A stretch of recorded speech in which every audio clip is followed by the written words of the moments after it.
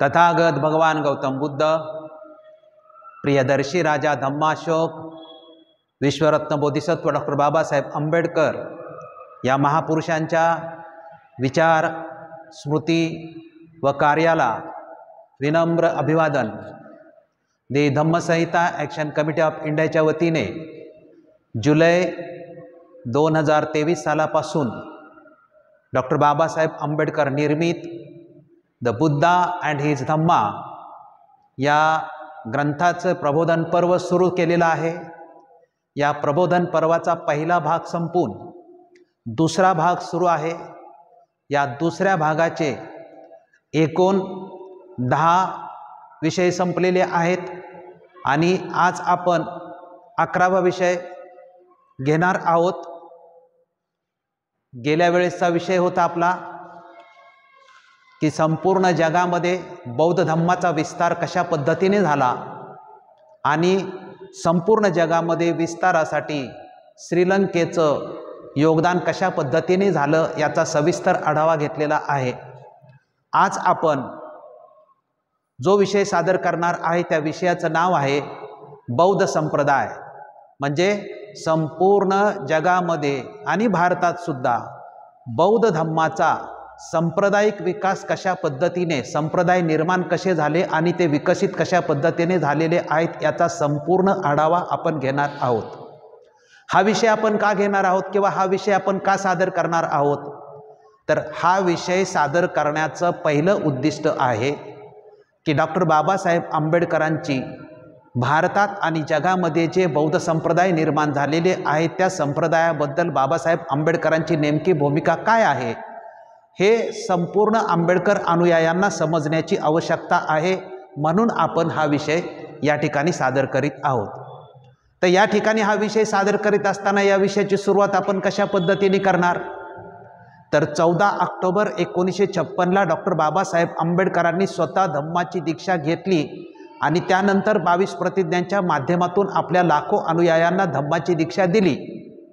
तर धम्माची दीक्षा दिल्यानंतर डॉक्टर बाबासाहेब आंबेडकरांचं जे ऐतिहासिक भाषण झालं होतं ते ऐतिहासिक भाषण संपल्यानंतर जी पत्रकार परिषद झाली त्या पत्रकार परिषदेमध्ये डॉक्टर बाबासाहेब आंबेडकरांना पत्रकारांनी एक प्रश्न विचारला आणि तो प्रश्न असा होता की बाबासाहेब, तुम्ही जो बौद्ध धम्म स्वीकारलेला आहे, आज जगामध्ये जो बौद्ध धम्म आहे तो हिनयान आहे, महायान आहे, वज्रयान आहे, तंत्रयान आहे, मंत्रयान आहे, सहजयान आहे, कालचक्रयान आहे.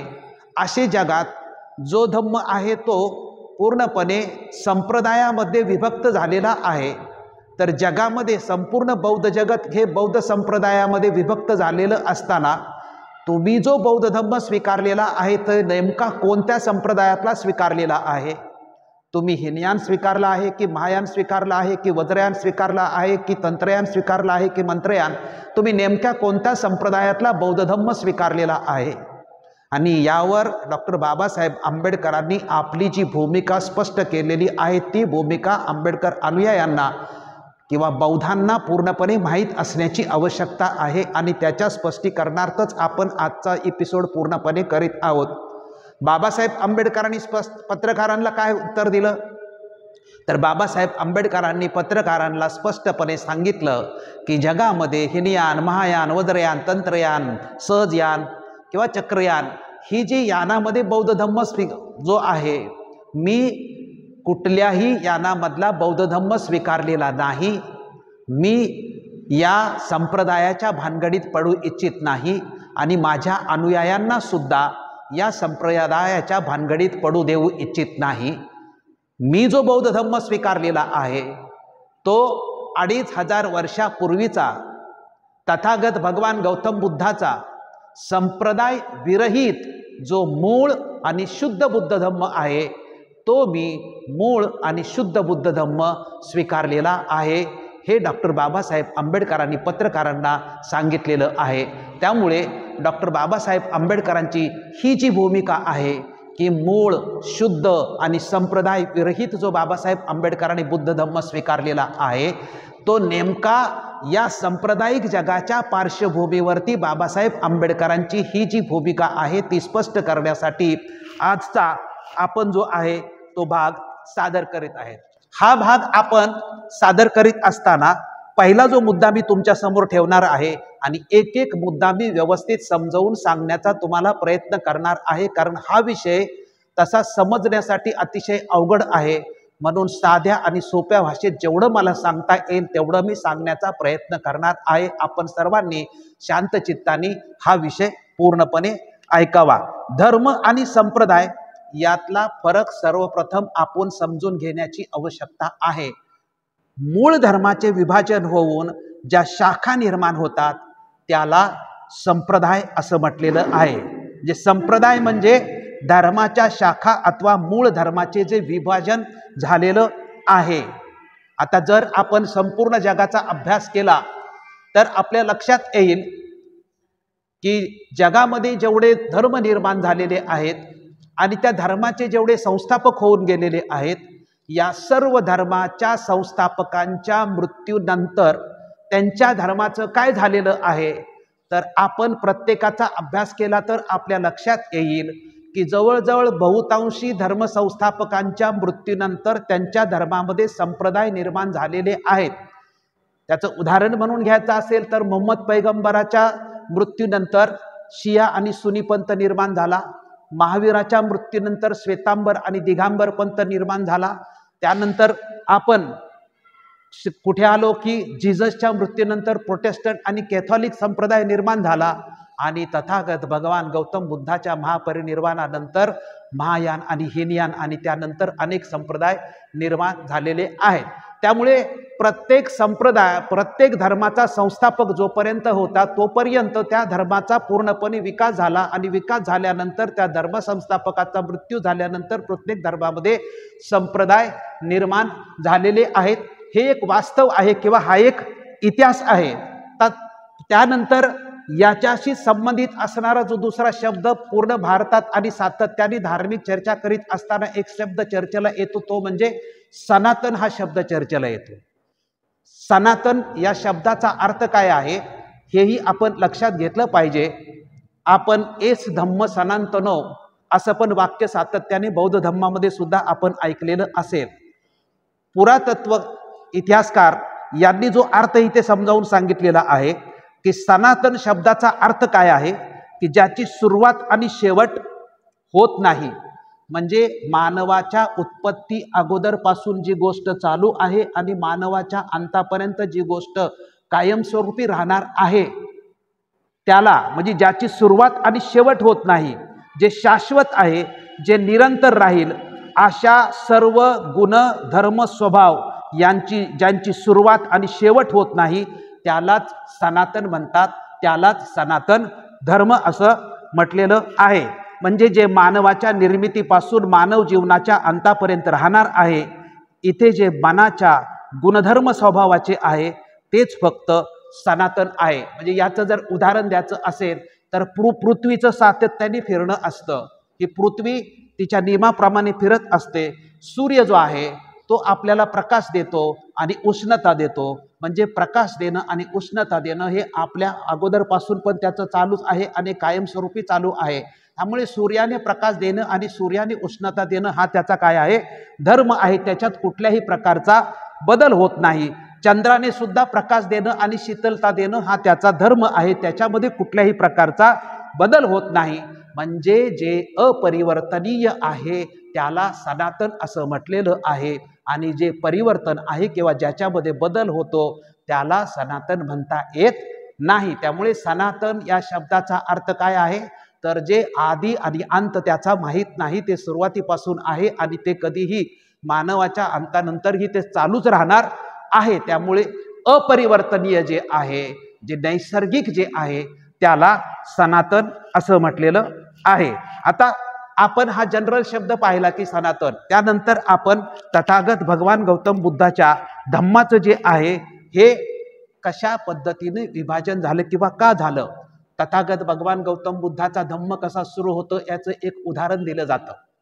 अनेक ठिकाणी वेगवेगळ्या पद्धतीने त्याचं उदाहरण दिलं जातं की तथागत गौतम बुद्धाचा जो मध्यम मार्ग आहे तर तथागत गौतम बुद्धांनी की वीणा जी असते त्या वीणाचं उदाहरण दिलं जातं. अनेक लोक वेगवेगळ्या पद्धतीने त्याचं उदाहरण दिलं जातं की वीणा हे वाद्य आहे, म्हणजे त्याचा लाकडाचा एक सांगाडा असतो आणि त्या तारा त्याला बांधलेल्या असतात. तर त्या तारांचे जे स्वर आहेत, जर त्या तारा जास्त आवळल्या तर त्या तारा तुटतात आणि त्या तारा ढिल्या जर सोडल्या तर त्याचा स्वर हा मधुर त्याचा स्वर होत नाही. त्या तारा कशा पद्धतीने आवळाव्या लागतात, तर त्या तारा मध्यम स्वरूपाने आवळाव्या लागतात. मध्यम स्वरूपामध्ये त्या तारा जर आवळल्या तर त्याचा जो म्हणजे आवाज किंवा त्याचा जो स्वर येतो तो मधुर आणि सुंदर असा स्वर येतो. तशाच पद्धतीने तथागत भगवान गौतम बुद्धाचा जो धम्म आहे तो मध्यम मार्गी हा तथागत भगवान गौतम बुद्धाचा धम्म आहे. तथागत भगवान गौतम बुद्धांनी 29व्या वर्षी प्रवज्ञा घेतली आणि 6 वर्षाच्या संपूर्ण अभ्यासानंतर किंवा शिक्षणानंतर त्यांना ज्यावेळेस ज्ञानप्राप्ती वयाच्या 35व्या वर्षी झाली आणि 35व्या वर्षापासून 80व्या वर्षापर्यंत म्हणजे एकूण 45 वर्ष तथागतांनी बौद्ध धम्माचा जो प्रचार आणि प्रसार पायी फिरून घरोघरी फिरून जो बौद्ध धम्माचा प्रचार आणि प्रसार तथागत भगवान गौतम बुद्धांनी केला आणि आपला धम्म आपल्या हयातीमध्ये पूर्णपणे विकसित करून टाकलेला होता. तथागतांनी म्हणजे भिक्खू संघ निर्माण केला आणि या भिक्खू संघांना दीक्षा दिल्यानंतर त्यांना ट्रेनिंग दिल्यानंतर वेगवेगळ्या देशामध्ये तथागतांनी सुद्धा भिक्खूंना प्रचारासाठी पाठवलेलं होतं. त्यामुळे 45 वर्षाच्या कालखंडामध्ये तथागत भगवंतांनी आपल्याला जेवढा धम्माचा पायी फिरून प्रचार करता येईल त्याचप्रमाणे त्यांनी वैशाली असेल, राजगृह असेल किंवा वेगवेगळी केंद्र बनवली होती आणि त्या केंद्रावरती सुद्धा भिक्खू संघ होते आणि त्या ठिकाणचे भिक्खू संघ व गावोगावी किंवा विविध प्रदेशामध्ये फिरून तथागतांच्या धम्माचा प्रचार आणि प्रसार करीत होते. त्यामुळे भगवंताच्या हयातीपर्यंत म्हणजे तथागत भगवान गौतम बुद्ध जोपर्यंत जिवंत होते तोपर्यंत तथागत भगवान गौतम बुद्धाच्या धम्माचा पूर्णपणे विकास झाला होता. भगवंताच्या मृत्यूच्या अगोदर म्हणजे त्यांच्या हयातीमध्ये तथागतांच्या भिक्खू संघामध्ये कुठल्याही प्रकारची फूट पडली नव्हती किंवा कुठल्याही प्रकारचे मतभेद नव्हते. तथागतांनी पूर्णपणे ते नियंत्रित केलं होतं.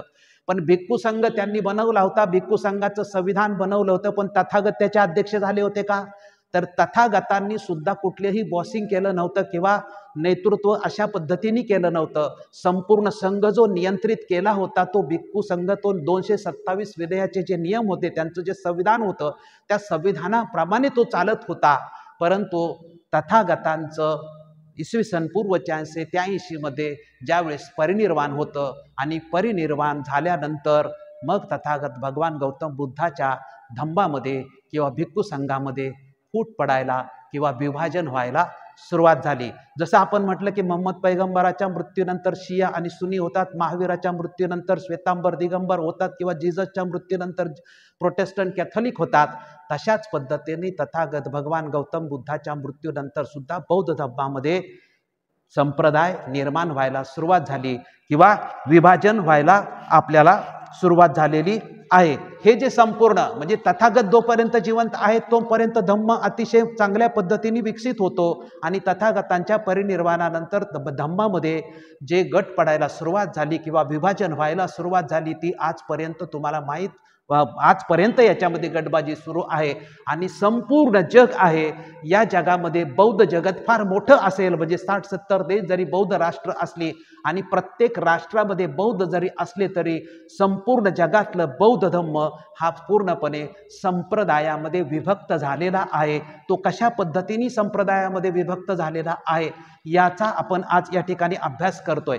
आता याचा अभ्यास करत असताना तथागत भगवान गौतम बुद्धाच्या परिनिर्वाणानंतर याच्यामध्ये फूट पडायला किंवा विभाजन व्हायला कशा पद्धतीने सुरुवात झाली याचा जर अभ्यास केला तर सर्वप्रथम अभ्यास करावा लागतो की भगवंताच्या परिनिर्वाणानंतर ज्या 4 संगीती झालेल्या आहेत, आपण धम्मसंगीतीचा व्यवस्थित अभ्यास केलेला आहे. धम्मसंगीती कशा पद्धतीने झाल्या किंवा धम्मसंगीतीमध्ये काय काय घडलेलं आहे याचं सविस्तर आपण सांगितलेलं आहे. इथे आपण धावता आढावा फक्त यासाठीच घेणार की भगवंताच्या मृत्यूनंतर भगवंताच्या धम्मामध्ये जी फूट पडली, जे विभाजन झालं की संप्रदाय निर्माण झाले, ते संप्रदाय कशा पद्धतीने निर्माण झालं त्याचा पहिल्या 4 संगीतीचा अभ्यास केला की आपल्या लक्षात येईल की कशी कशी फूट पडत गेलेली आहेत आणि कोणते कोणते संप्रदाय त्यातून निर्माण झालेले आहेत आणि यातून जे संप्रदाय निर्माण झालेले आहेत त्यांनी नेमका कुठला बुद्ध धर्म स्वीकारलेला आहे त्याचं आपण व्यवस्थित डिटेल पाहण्याचा प्रयत्न करणार आहे। पहिली धम्मसंगीती आपण तथागत भगवान गौतम बुद्धाच्या परिनिर्वाणानंतर फक्त 3 महिन्यामध्येच पहिली धम्मसंगीती होती। ही पहिली धम्मसंगीती होण्याचं कारण काय घडलेलं होतं तर पहिली धम्मसंगीती घडण्याचं कारणच घडलं होतं की सुभद्र नावाचा जो भिक्खू होता त्या सुभद्र नावाच्या भिक्खूनी काय भूमिका मांडली होती तर त्यांनी मांडली होती की संपूर्ण तथागतांच्या परिनिर्वाणामुळे जो भिक्खू संघ दुःखी झाला होता आणि त्या भिक्खू संघाला आता काय करायचं हे नेमकं कळत नव्हतं, त्यामुळे आपला कर्ता धर्ता किंवा आपला मार्गदाता निघून गेल्यामुळे आता नेमका संघ कसा चालणार किंवा आता बौद्ध धर्माचं पुढे काय होणार आणि तथागतांच्या जाण्यामुळे जो संघ दुःखी झाला होता त्या संघातल्या प्रत्येक भिक्खूला सुभद्र नावाचा जो भिक्खू होता तो म्हणत होता की तुम्ही दुःख करण्याची आवश्यकता नाही, तुम्ही आता आनंद साजरा करायला पाहिजे, कारण आपल्या भिक्खू संघाला या मार्गदात्यांनी 227 नियमात बांधून ठेवलेलं होतं। आपण कसं राहायचं, कसं बोलायचं, कसं झोपायचं, कसं बसायचं, कशी भिक्षा मागायची, कशा पद्धतीने जीवन जगायचं। म्हणजे जर भिक्षा मागायला गेले तर नियम केला होता की 5च घरामध्ये भिक्षा मागायची, 5च्या 5 घरात भिक्षा जर त्या दिवशी मिळाली नाही तर 6व्या घरामध्ये भिक्षा मागायची परवानगी नव्हती। त्यामुळे त्या दिवशी येऊन जर पहिल्या 5 घरामध्ये मागितलेल्या भिक्षेत जर काही मिळालं नाही तर तो दिवस उपाशी राहायचं, अशा पद्धतीचे कडक नियम होते। 7च वस्तू जवळ ठेवायच्या, 8वी वस्तू आपल्या जवळ ठेवायची नाही, अशा पद्धतीनं जे कडक नियम होते हे कडक नियम आता आपल्याला याच्यावरती बंधन आणणारा जो गेलेला आहे, त्यामुळे आता आपण मोकळे झालोय, आपल्याला पाहिजे तसं आपल्याला आता वागता येईल, त्यामुळे आपण आनंद साजरा करायला पाहिजे। ही जी त्या सुभद्र नावाची अभद्र भूमिका जी होती ते भिक्खू संघाचे जे मुख्य सेनानायक होते किंवा मुख्य होते ते महाकश्यप होते। महाकश्यपानी हे ऐकल्यानंतर त्यांच्या डोक्यामध्ये आलं की तथागत भगवान गौतम बुद्धांनी 45 वर्षामध्ये जो धम्म आपल्याला सांगितलेला आहे या धम्माचं नेमकं भवितव्य काय होईल, कारण आत्ताच परिनिर्वाण झालं असल्यानंतर एका भिक्खूची अशा पद्धतीने भूमिका होते आणि तो इतर भिक्खूंना सांगतोय की तुम्ही आनंद साजरा करा। त्यामुळे जर आपल्याला तथागतांचा बौद्ध धम्म हा अजरामर चिरंतन करायचा असेल तर मग आपल्याला याच्यावरती विचार करण्याची आवश्यकता आहे। आणि मग त्या कालखंडामध्ये महाकश्यपांनी जे सिनियर भिक्खू अरिहंत पदाला पोचलेले जे भिक्खू आहेत त्या भिक्खूंना एकत्र केलं, त्यांच्याशी विचार विनिमय केला आणि मग पहिली धम्मसंगीती आयोजित केली। ही जी पहिली धम्मसंगीती आयोजित केली तो बिंबिसाराचा पुत्र अजातशत्रू याचा हा राजा होता, त्याच्या कालखंडामध्ये ही राजघरामध्ये पहिली धम्मसंगीती आयोजित केली आणि या पहिल्या धम्मसंगीतीमध्ये जवळजवळ 6 महिने विचार करून त्रिपिटक निर्माण झालं। सुरुवातीचं जे विनय पिटक आहे आणि नंतर सुत्त पिटक आहे, ही 2 पिटकं पहिल्या संगीतीमध्ये अधिकृतपणे निर्माण झाली आणि या त्रिपिटकामध्ये जे सांगितलेलं आहे ते तथागत भगवान गौतम बुद्धाचं काय आहे म्हणजे मूळ बौद्ध धम्माचं तत्वज्ञान पूर्णपणे सुत्त पिटकामध्ये 84,000 तथागतांनी सांगितलेली आणि 2,000 जी आहेत ती भिक्खूंनी सांगितले, असं 84,000ची जी सूत्र आहेत। आणि विनय पिटकामध्ये जे आहे ते भिक्खू संघाचं तत्वज्ञान, भिक्खू संघाचं संविधान जे आहे हे सांगितलं। आणि त्यानंतर हे जे त्रिपिटक तयार झालं त्यावेळेस पहिल्या संगीतेमध्ये जे त्रिपिटक म्हणतात त्याला सुत्त पिटक, विनय पिटक ही 2 झाली आणि तिसरं होतं ते मातिका असं त्याला म्हटलंय। तिसऱ्या संगीतीनंतर त्याला अभिधम्म पिटक असं म्हटलं गेलेलं आहे। याच्यावरती भिक्खू संघाचा आपला प्रवास सुरू झालेला होता। हा प्रवास तथागत भगवान गौतम बुद्धाच्या परिनिर्वाणानंतर 100 वर्ष चालू होता। म्हणजे परिनिर्वाणानंतर 100 वर्ष तथागत भगवान गौतम बुद्धाच्या धम्मामध्ये कुठल्याही प्रकारची फूट पडली नव्हती। महाकश्यपांनी ताबडतोब काळजी घेतली आणि बुद्धाचा मूळ आणि शुद्ध धम्म जिवंत आणि अजरामर राहावा म्हणून त्याचं संगायन केलं, त्याचा संग्रह केला आणि सर्व भिक्खू संघांना आणि संपूर्ण भिक्खूंना सांगण्यात आलं की हा आपल्या तथागतांचा धम्म आहे, आपण हा सगळा मान्य केलेला आहे, याच्या बाहेर जर काय असेल तर ते तथागतांचं असणार नाही किंवा याच्या विसंगत काय केलं असेल होत असेल तर ते बौद्ध धर्माच्या विरोधामध्ये असेल। अशा पद्धतीने 100 वर्ष याच्यावरती संघाने काम केलं आणि कुठल्याही प्रकारचे मतभेद झाले नाहीत। परंतु 100 वर्षाच्या नंतर मात्र काय घडलं तर 100 वर्षाच्या नंतर वैशालीचे जे वज्जीपुत्र जे भिक्खू संघ होता, या भिक्खू संघाच्या मनामध्ये आलं की तथागतांनी जे आपल्याला विनय पिटक दिलेलं आहे किंवा तथागत भगवान गौतम बुद्धाचा जो धम्म आहे तो जो त्रिपिटकाच्या माध्यमातून आपल्याबरोबर आलेला आहे, याच्यामध्ये आपल्याला आता काही नाही काहीतरी बदल करण्याची आवश्यकता आहे। आणि तो बदल करण्याची मानसिकता काही लोकांच्या मनामध्ये आणि विशेषतः वैशालीचा जो संघ होता, वज्जीपुत्र ज्यांना म्हणतात, त्या संघाने सुरुवातीला विनय पिटकामध्ये 10 नियम वाढवण्याचा प्रस्ताव हा भिक्खू संघाच्या समोर ठेवला आणि त्याचा जनतेमध्ये प्रचार केला। म्हणजे 227 नियम आहेत तर 227च्या ऐवजी 237 नियम जर झाले तर काय फरक पडतो, पण त्या 10 जे नियम होते त्या 10 नियमावरती संपूर्ण जे भिक्खू होते आणि भिक्खू संघ होतं याच्यामध्ये प्रचंड कोलाहल झाली, याच्यामध्ये प्रचंड चर्चा झाल्या, विचार विनिमय झाला आणि या 10 नियमांना ऍड केलंच पाहिजे विनय पिटकामध्ये असा आग्रह मोठ्या प्रमाणामध्ये भिक्खूंनी धरला। आणि तो आग्रह मग यश आणि रेवत हे जे 2 प्रमुख भिक्खू होते, या यश आणि रेवत, वास्तविक रेवत आणि यश हे 2 सिनियर भिक्खू होते, या दोघांनी म्हटलं की याच्यावरती आपल्याला तोडगा काढण्याची आवश्यकता आहे।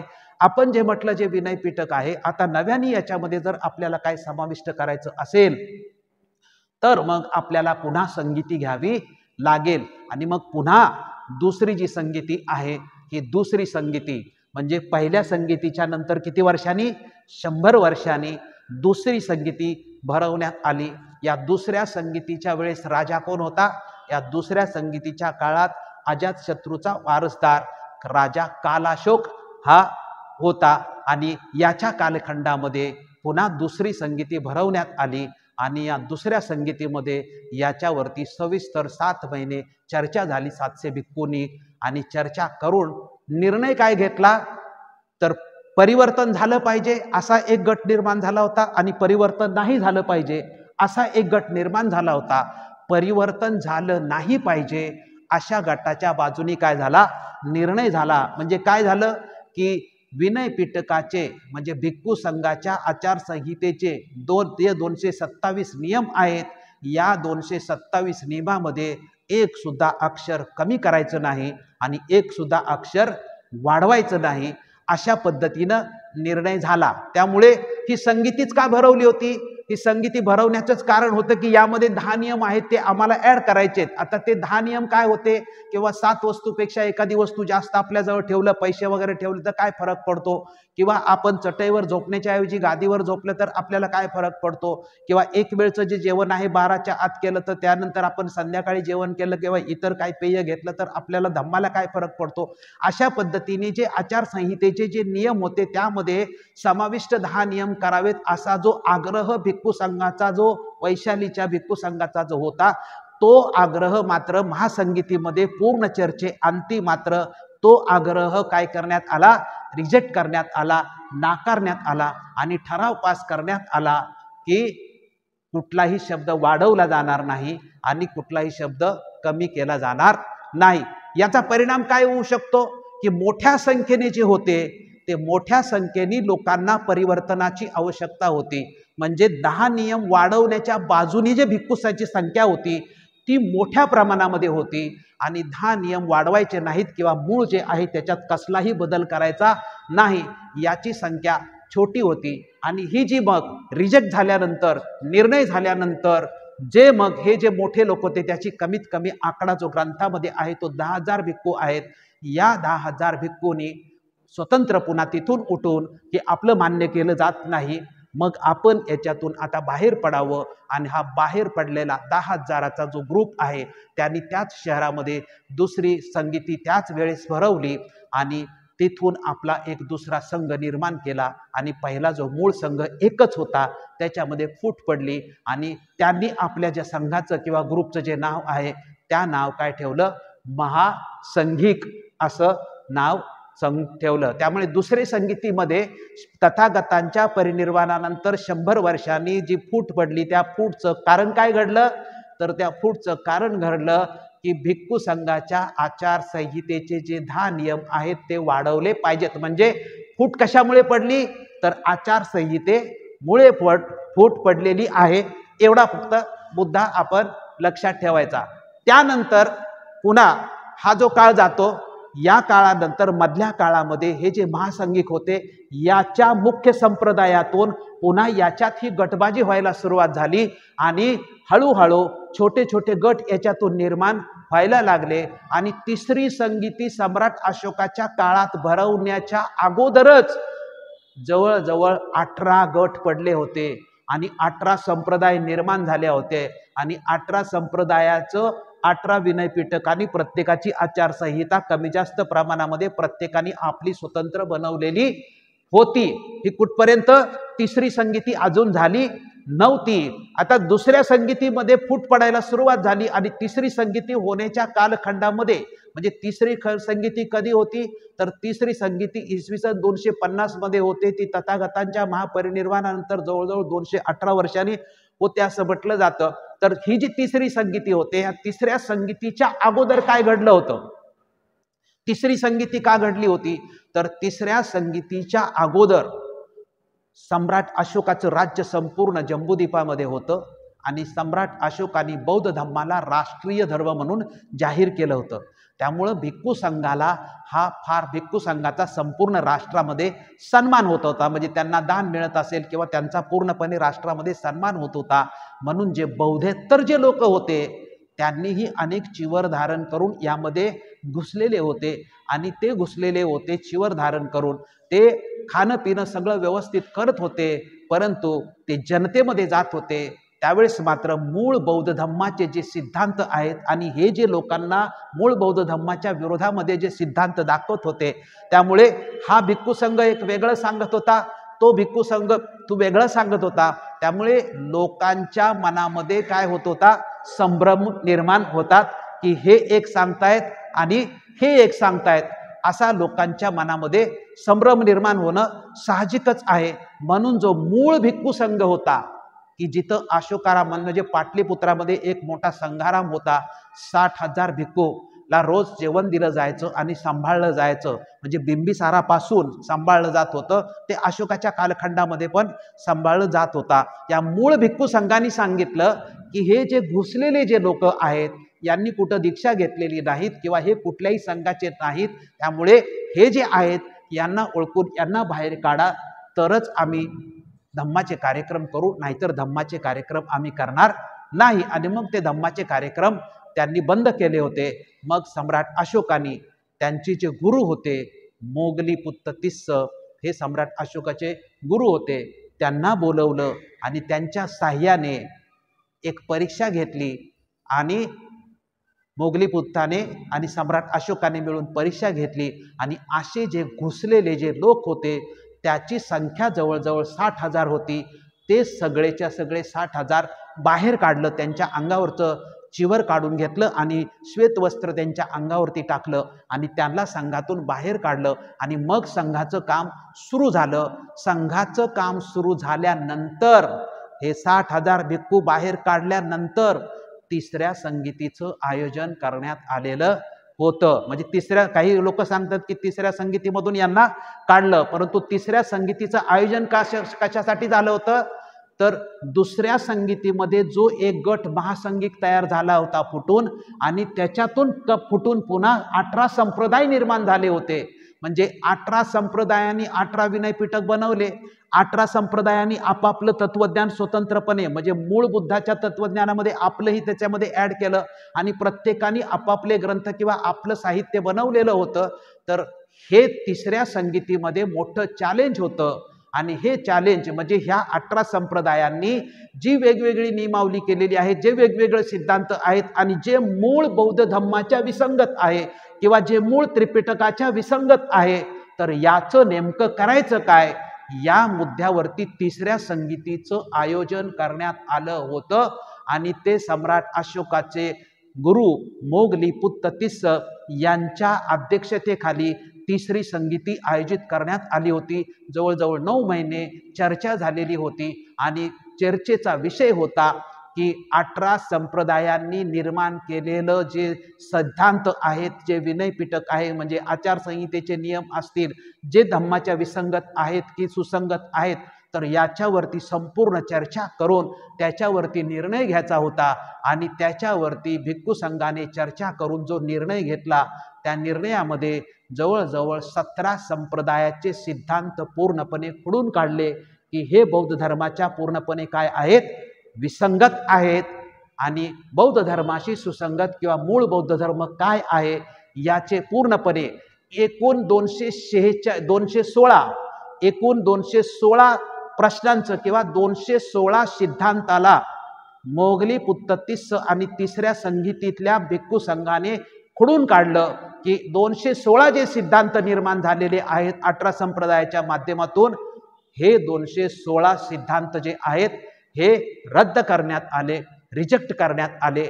आणि ते नेमके कुठले आहेत त्याच्यावरती चर्चा काय झाली, ते कुठले सिद्धांत होते आणि त्याचं स्पष्टीकरण मोगली पुत्ततीस आणि तिसऱ्या धम्मसंगीतीने नेमकं काय दिलेलं आहे, या सगळ्यांचा वृत्तांत एकत्रितपणे ज्या ग्रंथामध्ये निर्माण केला गेला त्या ग्रंथाचं नाव आहे कथावत्तू। हा जो ग्रंथ आहे हा तिसऱ्या संगीतीमध्ये मोगली पुत्ततीस यांच्या माध्यमातून तिसऱ्या संगीतीमध्ये हा ग्रंथ निर्माण झालेला आहे। आणि जे 18 संप्रदाय झाले होते, या 18 संप्रदायाचं पुन्हा म्हणजे काय झालं की भिक्खू संघ पहिल्या दुसऱ्या संगीतीमध्ये महासंघिक निर्माण झाला, महासंघिकाच्या माध्यमातून तिसरी संगीती येण्याच्या अगोदर छोटे छोटे 18 गट निर्माण झाले। या 18 गटांचं पण मूळ तत्वाशी विसंगत आहे म्हणून तेही आपण रिजेक्ट करण्यात आले। असा जो संपूर्ण जो गट होता, हे सगळे बाहेर पडून यांनी पुन्हा जो मोठा एक संघ निर्माण केला, कारण यांची संख्या मोठी होती, कारण पहिलेच 60,000 बाहेर काढलेले होते आणि त्यानंतर पुन्हा हे जे संप्रदाय होते या संप्रदायाला रिजेक्ट केलेले पुन्हा जे नाराज झालेले होते, असा जो संघ निर्माण बाहेर होऊन त्यांनी स्वतंत्रपणे आपला जो संघ निर्माण केला, त्या संघाचं नाव काय आहे, त्या संघाला महायान असं म्हटलेलं आहे। त्यामुळे दुसऱ्या संगीतीमध्ये जो निर्माण झालेला कोण होता, तर दुसऱ्या संगीतीमध्ये निर्माण झालेला महायान होता। तिसऱ्या संगीतीमध्ये निर्माण झालेला कोण होता, तिसऱ्या संगीतीनंतर महायान, दुसऱ्या संगीतीमध्ये महासंघिक निर्माण झाला। आपल्या लक्षात आलं का की बुद्धाच्या परिनिर्वाणानंतर 100 वर्षांनी जी फूट पडली ते 2 गट निर्माण झाले, एक मूळ आहे त्याला हिनयान म्हटलं आणि दुसरा त्याला महासंघिक म्हटलं।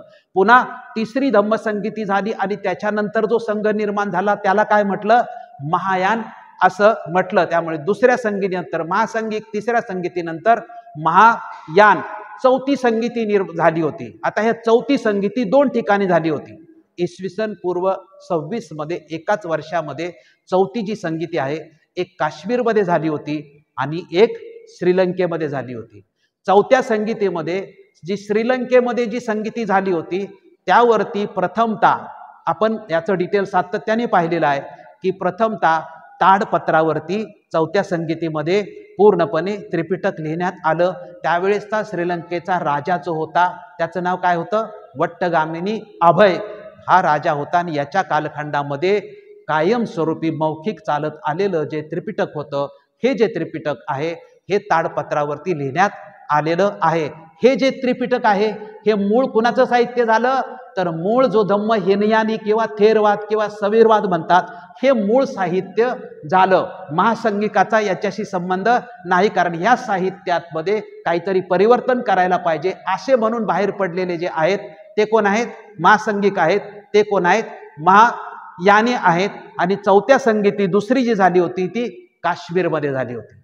त्यावेळेचा राजा कोण होता, त्यावेळेचा परदेशी राजा ज्या आपण म्हणतो कनिष्क हा राजा होता आणि त्याच्या कालखंडामध्ये त्याने मोठं एक विहार बांधलं आणि त्या विहारमध्ये 500 भिक्खूंना बसवून त्याने सुद्धा चौथ्या संगीतीमध्ये त्रिपिटक किंवा साहित्य निर्माण केलं आणि ते ताम्रपटावरती पूर्णपणे ताम्रपटावरती लिहिलं। ते ताम्रपटावरती चौथ्या संगीतीमध्ये जे आहे ते पूर्णपणे म्हणजे भिक्खूंनी 1,00,000 श्लोकाचं सुत्त विभाषा, 1,00,000 श्लोकाचा विनय विभाषा आणि 1,00,000 सुखाचं अभिधर्म म्हणजे सुत्त, विनय आणि अभिधर्म असं एक लाख श्लोक बनवून म्हणजे सूत्रांचं ताम्रपटावरती लिहिलं. परंतु ही जी सूत्र होती ती कशी होती तर जी वट्टगामिनी अभयनी त्रिपिटकामधली जी सूत्र होती ती लिहिण्यात आली, परंतु कनिष्काने जे बनवण्यात आलं ते 1 लाखाचं सुत्त पिटक, 1 लाखाचं विनय पिटक, 1 लाखाचं अभिधम्म पिटक होतं.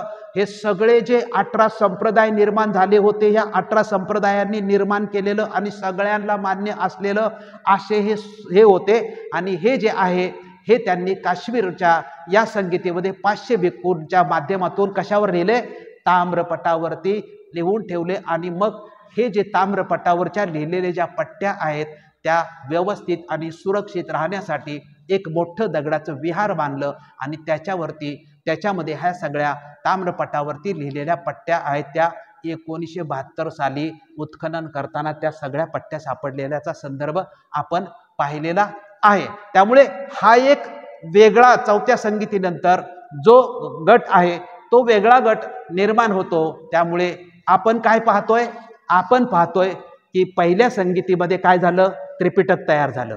त्रिपिटक म्हणजे काय, तथागत भगवान गौतम बुद्धाचं मूळ साहित्य किंवा मूळ तत्वज्ञान. ह्या मूळ साहित्य किंवा मूळ तत्वज्ञानाला, त्रिपिटकाला जे विसंगत गेले किंवा ह्याच्यात परिवर्तन झालं पाहिजे असे जे म्हणणारे आहेत आणि त्यांचं म्हणणं मान्य न करणारे 100 वर्षानंतर एक संघ निर्माण झाला आणि त्यांचं म्हणणं मान्य केलं नाही, म्हणून त्यांनी आपले नियम हे वाढवून एक स्वतंत्र संघ केला आणि 2 गट झाले.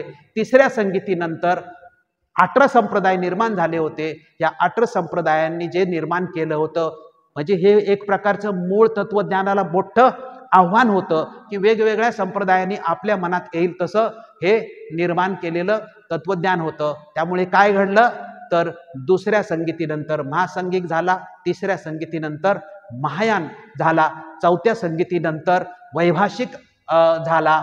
आणि या 4 संगीतीच्या माध्यमातून आपण ज्यावेळेस बघतो त्यावेळेस महासंगीताचं रूपांतर महायानामध्ये होतं आणि हिनयान आणि महायान असे 2 मोठे काय होतात संप्रदाय. म्हणजे हिनयान म्हणजे मूळ त्रिपिटकाला मानणारा आणि दुसरा जो निर्माण झाला तो त्रिपिटकाला न मानणारा जो आहे तो दुसरा निर्माण होतो. आणि चौथ्या संगीतीनंतर जे जगामध्ये या 2 संप्रदायाच्या नंतर जो तिसरा संप्रदाय होतो आणि त्या तिसऱ्या संप्रदायामुळे प्रचंड बौद्ध धर्माच्या म्हणजे जवळजवळ ऱ्हासाला सुरुवात होते, त्याला वज्रयान असं म्हणतात.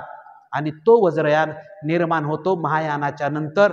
या वज्रयानाच्या नंतर तंत्रयान, मंत्रयान, सहजयान, कालचक्रयान असं जे पूर्णपणे बौद्ध धम्माच्या साहित्याशी विसंगत किंवा मूळ बुद्ध धम्माशी विसंगत संप्रदाय निर्माण होत गेलेले आहेत. त्यामुळे आपण काय पाहिलं, आपण दुसरा मुद्दा पाहिला की तथागत भगवान गौतम बुद्धाच्या परिनिर्वाणापर्यंत म्हणजे हयातीमध्ये पूर्ण जो धम्म विकसित झालेला होता त्या धम्मामध्ये फूट पडायला किंवा विभाजन व्हायला किंवा संप्रदाय निर्माण व्हायला जी सुरुवात झाली ती भगवंताच्या परिनिर्वाणानंतर 100 वर्षांनी पहिल्या संगीतीमध्ये महासंगीत निर्माण झाला, दुसऱ्या संगीतीमध्ये महासंगीत निर्माण झाला, तिसऱ्या संगीतीनंतर महायान निर्माण झाला, चौथ्या संगीतीनंतर वज्रयान निर्माण झाला. वज्रयान, तंत्रयान, सहजयान, चक्रयान असे पुन्हा भाग पडत गेलेले आहेत. त्यामुळे हे प्रमुख जे भाग झालेले आहेत. आता हे म्हणजे मुख्य गट आहेत, याचंच आपण सविस्तर डिटेल आपण पाहणार आहोत की मूळ जो बुद्ध धम्म आहे त्या मूळ बुद्ध धम्माला हिनयान असं म्हणतात आणि मूळ बुद्ध धम्माला जे चॅलेंज केलेलं आहे, आव्हान केलेलं आहे त्याला काय म्हणतात, महायान म्हणतात. त्याच्यातून पुढे वज्रयान निर्माण होतो, त्याच्यातून पुढे तंत्रयान असा निर्माण होत गेलेला आहे. आता याच्यातला मी सिद्धांत तुम्हाला सांगतो म्हणजे परिणाम काय होतात ते बघा. तत्व, नियम आणि न्याय. तत्व, नियम आणि न्याय. तत्व जे असतं ते सनातनी असतं. सनातनी या शब्दाचा अर्थ काय की जे कधीही नष्ट होत नाही, जे चिरंतर असतं, जे निरंतर असतं त्याला आपण काय म्हणतो किंवा त्या शब्दाचा अर्थ काय आहे, सनातन असा त्या शब्दाचा अर्थ आहे. नियम काय असतात, नियम हे परिवर्तनीय असतात. नियम हे सातत्याने परिस्थितीनुसार कायमस्वरूपी बदलत राहतात. म्हणजे कोड ऑफ कंडक्ट असतो किंवा आचारसंहिता असते ही सातत्याने बदलत असतात. आणि न्याय काय करतं तर हे तत्व आणि नियम असतं, याचं संचलन, संरक्षण, नियंत्रण हे सगळं तत्व आणि नियमांचं जे आहे ती न्यायव्यवस्था असते, म्हणजे पूर्णपणे यंत्रणा जी असते ती ह्या दोन्हींचं संरक्षण करत असते. आता हे तत्व, नियम आणि न्याय यांचं मिळून जे बनतं त्याला संविधान म्हणतात, त्याला आचारसंहिता असं म्हणतात. तत्वांना यशस्वी करण्यासाठी नियम असतात. तत्व नियम यांचं संरक्षण करण्यासाठी न्याय हे असतं. जर तत्व नसेल, विदाऊट तत्वाचा जर प्रवास केला तर त्याला दिशाहीनता म्हणतात. जर विदाऊट नियमाचा प्रवास केला तर त्याला स्वैराचार म्हणतात. आणि विदाऊट न्यायाचा जर म्हणजे तत्व नसेल आणि ऍक्टिव्हिटी चालू असतील त्या दिशाहीन असतील, कुठलाच नियम नसेल आणि चालला असेल तर ते स्वैराचारी असेल. आणि न्यायाशिवाय असेल तर वाद आणि विपर्यास वाढतच राहतील. तथागत भगवान गौतम बुद्धाचा धम्म हे तत्व, नियम आणि न्याय याच्यामध्ये हे जे डॉक्युमेंट बनतं ते विनयपिटक आपण म्हणतो. विनयपिटक हे विनयपिटकाचं तत्व काय होतं तर भगवान गौतम बुद्धाची जी 84,000 तत्व होती या 84,000 तत्वांचं संरक्षण करायचं आणि या 84,000 तत्वांचं संचलन किंवा प्रचार प्रसार करायचा. त्यामुळे हे काम कुणाचं होतं? विनयपिटकाचं. विनयपिटक म्हणजे काय आहे? नियम आहेत की भिक्खूंनी कसं राहायचं, कसं खायचं, कसं प्यायचं, हे संपूर्ण बौद्ध धम्माच्या 84,000 तत्वज्ञानाच्या प्रचार प्रसाराची जबाबदारी कुणाची होती?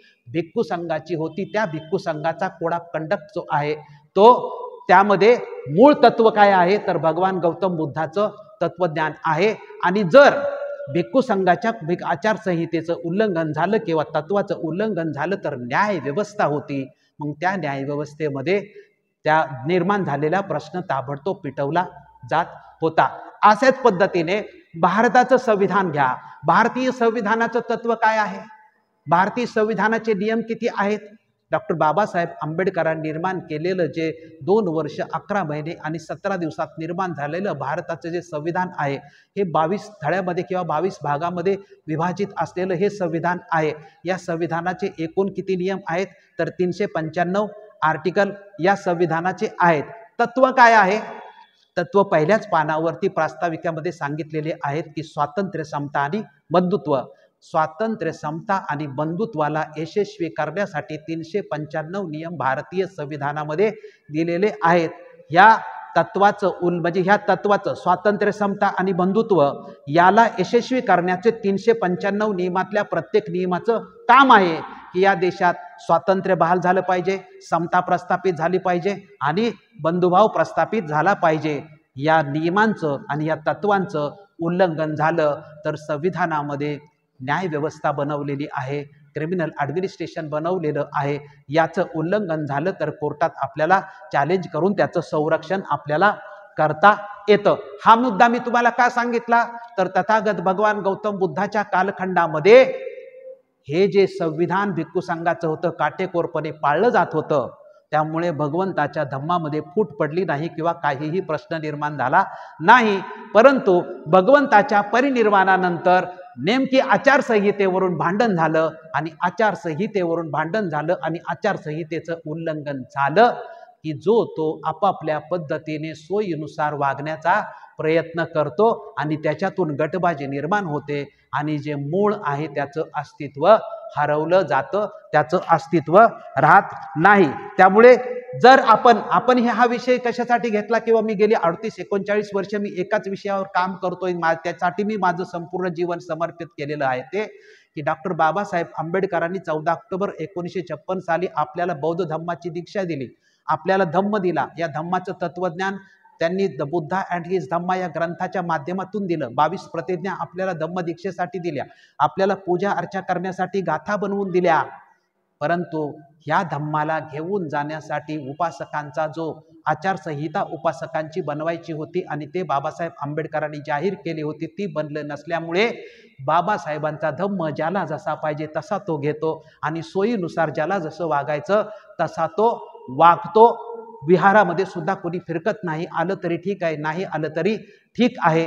त्यामुळे हे कशामुळे घडतंय? आपलं एकच म्हणणं आहे की उपासक संघाची आचारसंहिता आणि राष्ट्रीय स्तरावरती एकच संघटन राष्ट्रीय स्तरावरती एकच बौद्धाचं संघटन आणि त्या संघटनाचं एक संविधान, जसं भिक्षू संघाचं विनय पीठक होतं तसं बाबासाहेब आंबेडकरांनी उपासकांना धम्म दिला, त्या उपासकांचं एक राष्ट्रीय संघटन आणि त्याची आचारसंहिता म्हणजे त्याचं संविधान निर्माण झालं पाहिजे। यावरती मी गेली 38 वर्ष 24 आवर्स सातत्याने पूर्ण वेळ कार्यरत आपण काम करत आहे। म्हणून तत्व, नियम आणि न्याय हे 3 शब्द अतिशय महत्त्वाचं आहे। नाही, तत्व, नियम आणि न्याय मिळून संविधान बनतं, त्याला आचारसंहिता मिळते। आचारसंहितेचं उल्लंघन झालं की मूळ बौद्ध धम्माला सुद्धा एवढे प्रश्नचिन्ह निर्माण होतात। आचारसंहितेचं उल्लंघन झालं की प्रत्येक धर्मामध्ये काय झालेलं आहे, आचारसंहितेचं या देशामध्ये जे संविधान आहे, जोपर्यंत हे संविधान आहे तोपर्यंत हा देश जात पात धर्म पंथ भाषा याच्यामध्ये जो विभक्त म्हणजे असलेला आहे, तर हा संपूर्ण एकत्रितपणे कुठपर्यंत राहील, जोपर्यंत हे संविधानाच्या नियमात बांधला राहील तोपर्यंतच राहील। ज्या दिवशी संविधानाचं उल्लंघन होईल त्या दिवशी 2 जाती 2 धर्म 2 पंथ 2 भाषा हे यांच्यामध्ये मोठं काय होईल, वितंडवाद होईल किंवा मोठा विपर्यास पूर्णपणे होईल। आणि हा विषय तुमच्या समोर किंवा हा मुद्दा तुमच्या समोर कशासाठी मांडला, तर हा मुद्दा तुमच्या समोर यासाठी मांडला की आचारसंहितेला अतिशय महत्त्व असतं आणि आचारसंहिता ही सक्तीची असते।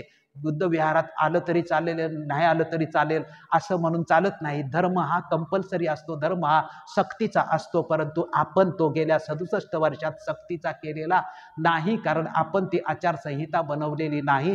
ती आचारसंहिता बनवली पाहिजे, हे माझं म्हणणं किंवा हे आम्ही संपूर्ण राष्ट्रामध्ये याच्यावरती सातत्याने आम्ही काम करत आहे। आता पुढचा मुद्दा मी तुमच्या समोर घेतोय। म्हणजे पहिला मुद्दा आपण काय सांगितला, पहिला मुद्दा सांगितला की 4 धम्मसंगीतीच्या माध्यमातून जे महासंघिक निर्माण झाला, महायान निर्माण झाला आणि वज्रयान निर्माण झाला। आता तेव्हापासून ते आतापर्यंत एकूण किती संप्रदाय निर्माण झालेले आहेत याची यादी मी तुम्हाला सांगतो। आता ह्या संप्रदायाची यादी मी तुम्हाला वाचून दाखवतो। ही यादी आपल्या लक्षात राहण्याची आवश्यकता नाही। का नाही, तर मी सुरुवातीला सांगितलंय की हे स्पष्टीकरण कशासाठी करतोय, तर हे संपूर्ण जे जग बौद्ध जग आहे हे संप्रदायामध्ये विभक्त आहे, पण संप्रदायात विभक्त असलेल्या संप्रदायाशी माझा काहीही संबंध नाही, ही डॉक्टर बाबासाहेब आंबेडकरांची भूमिका आहे। मग माझा कशाची संबंध आहे ते आपण शेवटी सांगणार आहे, परंतु हे असं आहे म्हणून माझं असं आहे हे स्पष्ट करण्यासाठी हे जे सगळं मी आहे हे तुम्हाला समजावून सांगतोय। त्यामुळे जे संप्रदाय निर्माण झाले ते किती संप्रदाय आहेत, ते संप्रदाय बघा की अशोकाच्या काळापर्यंत 18 संप्रदाय जे मी म्हटलं त्या 18 संप्रदायांची नावं आहेत।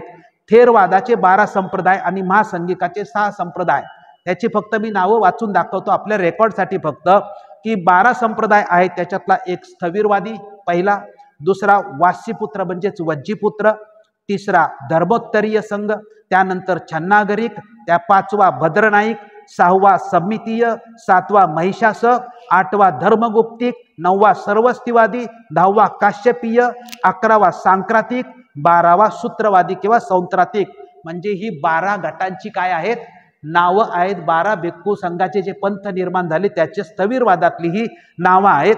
त्यानंतर महासंघिकाचे 6 म्हणजे हे 12 आणि हे 6 महासंघिकाचे जे 6 आहेत त्याची नावं आहेत। पहिला महासंघिक, दुसरा गोकुलिक, तिसरा एक व्यावहारिक, चौथा बहुश्रुतीय, 5वा प्रज्ञप्तिवादी आणि 6वा चैतिक।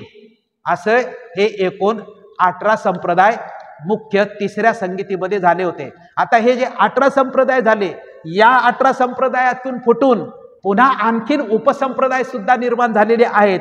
त्यामध्ये ते किती संप्रदाय आहेत ते बघा।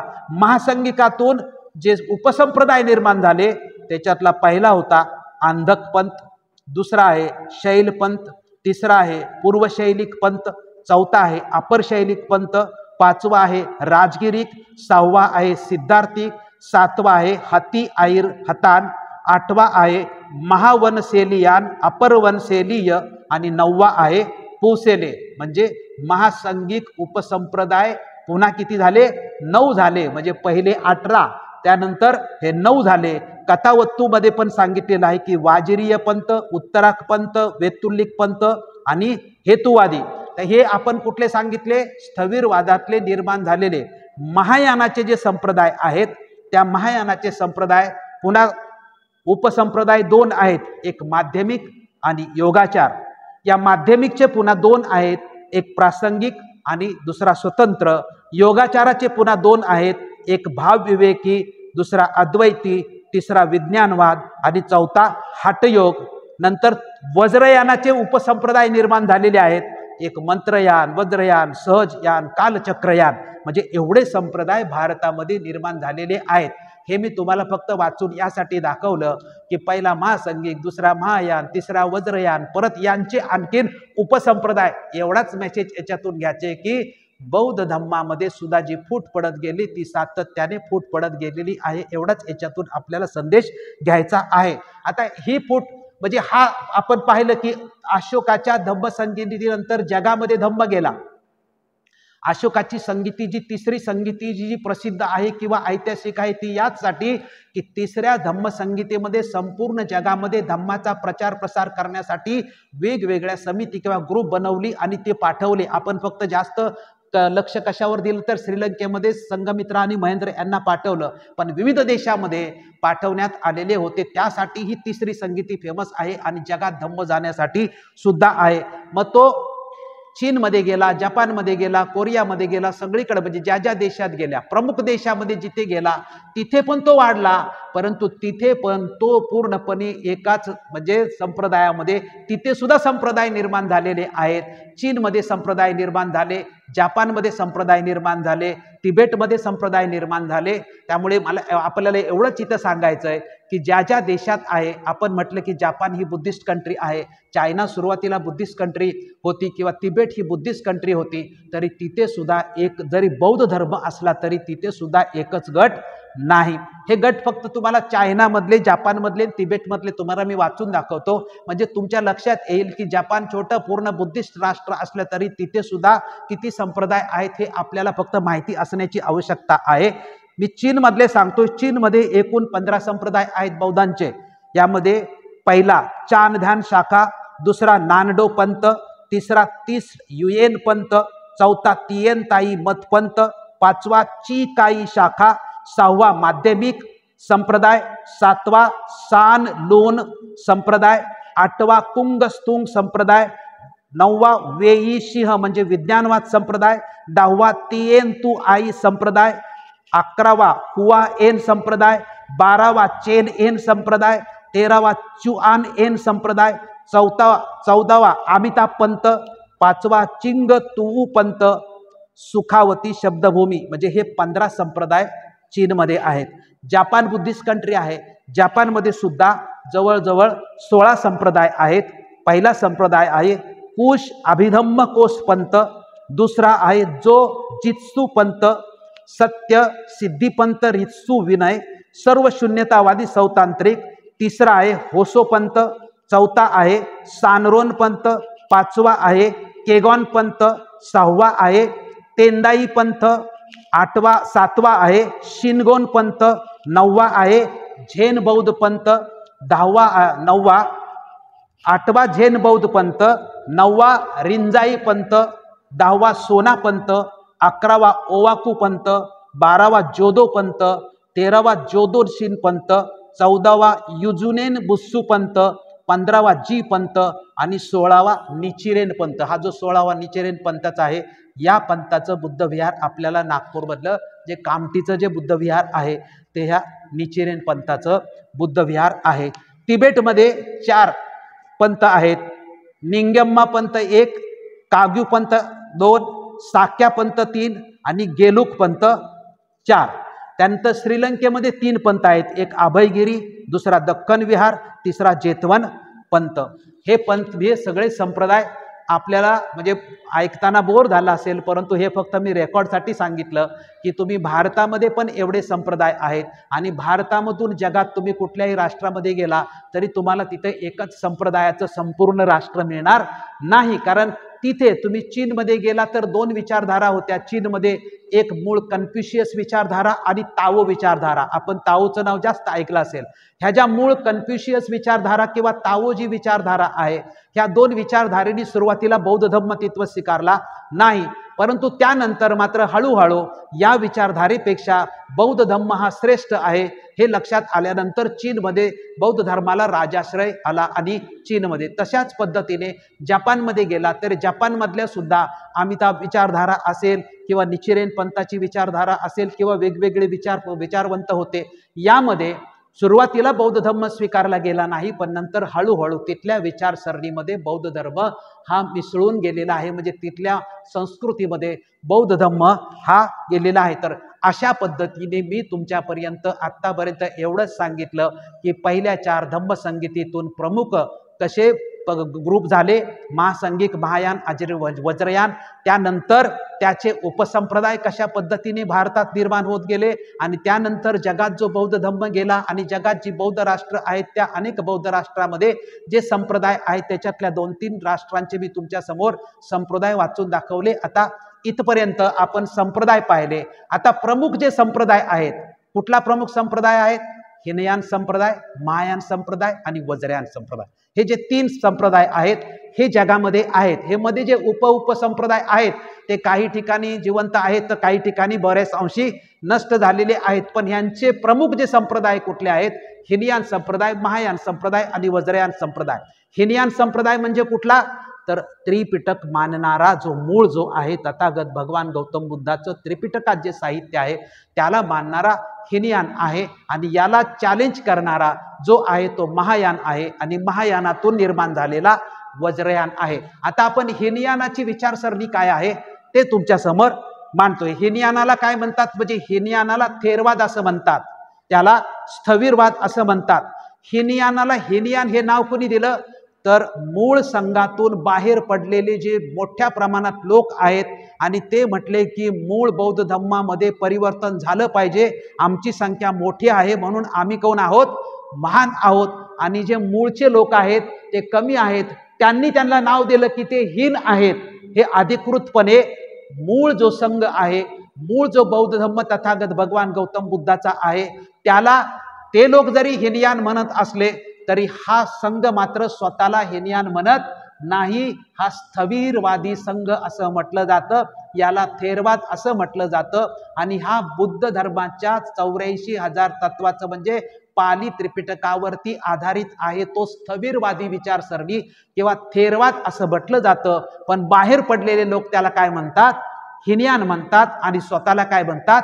महायान असं म्हणतात। त्यामुळे आपण सुद्धा हिनयान न म्हणता आपण याला काय म्हणू की मूळ जो आहे, जो त्रिपिटकावरती आधारित आहे, आपण जे आतापर्यंत संपूर्ण चर्चा केली ती त्रिपिटकाची चर्चा केली, त्रिपिटकाच्या साहित्याची चर्चा केली, त्याच्यावर आधारित जो संप्रदाय आहे तो मूळ संप्रदाय म्हटलं जातं। त्या मूळ संप्रदायाचं साहित्य, मूळ संप्रदायाचं काय? ते स्वतःला थेरवादी म्हणवतात। थेरवाद म्हणजे श्रेष्ठ लोकांच्या गोष्टी असं त्यांचं स्थविरवादाचं म्हणणं आहे। त्यामध्ये या थेरवादाचा पहिला नियम किंवा पहिलं पिटक कुठलं झालं? तर विनय पिटक झालं। 1927 नियमाचं हे मूळ जो स्थविरवादी संघ आहे ज्याला सगळे लोक हिनयान म्हणतात त्याचं मूळ भिक्खू संघाचं 227 नियमांचं विनय पिटक जे आहे ते। त्यानंतर त्याचं मूळ काय आहे? तर मूळ पंचशील, आपण जे त्रिशरण पंचशील म्हणतो हे तथागत भगवान गौतम बुद्धाचं जे मूळ धम्म आहे त्या मूळ धम्माचं अतिशय महत्वाचा हा घटक आहे। यामध्ये ग्रस्तांनी हिंसा न करणे, चोरी न करणे, व्यभिचार न करणे, मादक पदार्थाचे सेवन न करणे, ही 5 शील आहेत। हे आपण दररोज त्रिशरण पंचशीलाच्या माध्यमातून म्हणत असतो। हे जी संपूर्ण 5 शील किंवा 10 शील हे ग्रस्त पाळत असतात, यालाच सदाचरण असं म्हटलेलं आहे। सदाचरण याला म्हटलेलं आहे। सदाचरण म्हणजे मानवी जीवनाच्या सर्वांगीण विकासाचा हा मूळ आधार आहे, जे भगवान गौतम बुद्धाचा जो मूळ धर्म आहे। आणि या मूळ धर्मामध्ये आपण विचार न करणे, मादक पदार्थाचं सेवन न करणे, चोरी न बोलणे, खोटं न बोलणे, असं आपण पाली भाषेमध्ये जे पंचशील म्हणत असतो, खरं तर त्याचं लगेच मराठीमध्ये पण केलं की आपल्या लक्षात येईल, पण हे भगवंताच्या मूळ धम्माचं शील आहे किंवा हे मूळ तत्व आहे, याला सदाचरण म्हटलं जातं। सदाचरण म्हणजे काय? तर हे जे सदाचरण आहे किंवा तथागत भगवान गौतम बुद्धाच्या मूळ धम्माला नीतिमत्ता असं म्हटलं जातं। जे इतर धर्मामध्ये ईश्वराला स्थान आहे ते भगवान गौतम बुद्धाच्या धम्मामध्ये नीतीला स्थान आहे. नीतीला म्हणजे हे जे आपलं वागणं आहे, या सगळ्या वागण्याला, आचरणाला भगवान गौतम बुद्धाच्या धम्मामध्ये स्थान आहे. भगवान गौतम बुद्धाचा जो मूळ धम्म आहे, जो बाबासाहेबांनी पण आपल्याला सांगितलेला आहे, त्यामध्ये सगळ्या धर्मामध्ये जे ईश्वराला स्थान आहे ते आपल्या धर्मामध्ये नीतिमत्तेला स्थान आहे. नीती म्हणजे धम्म आणि धम्म म्हणजे नीती, असं डॉक्टर बाबासाहेब आंबेडकरांनी सुद्धा त्यांच्या ग्रंथामध्ये म्हटलेलं आहे. शीलाच्या आधारे समाधी व प्रज्ञा होते. आपण म्हटलं ना की माणसाचं आचरण, अनेक लोक म्हणतात की आचरण जर तुमचं चांगलं असेल तर या जगामध्ये तुमचा कोणीही काहीही वाकडं करू शकत नाही.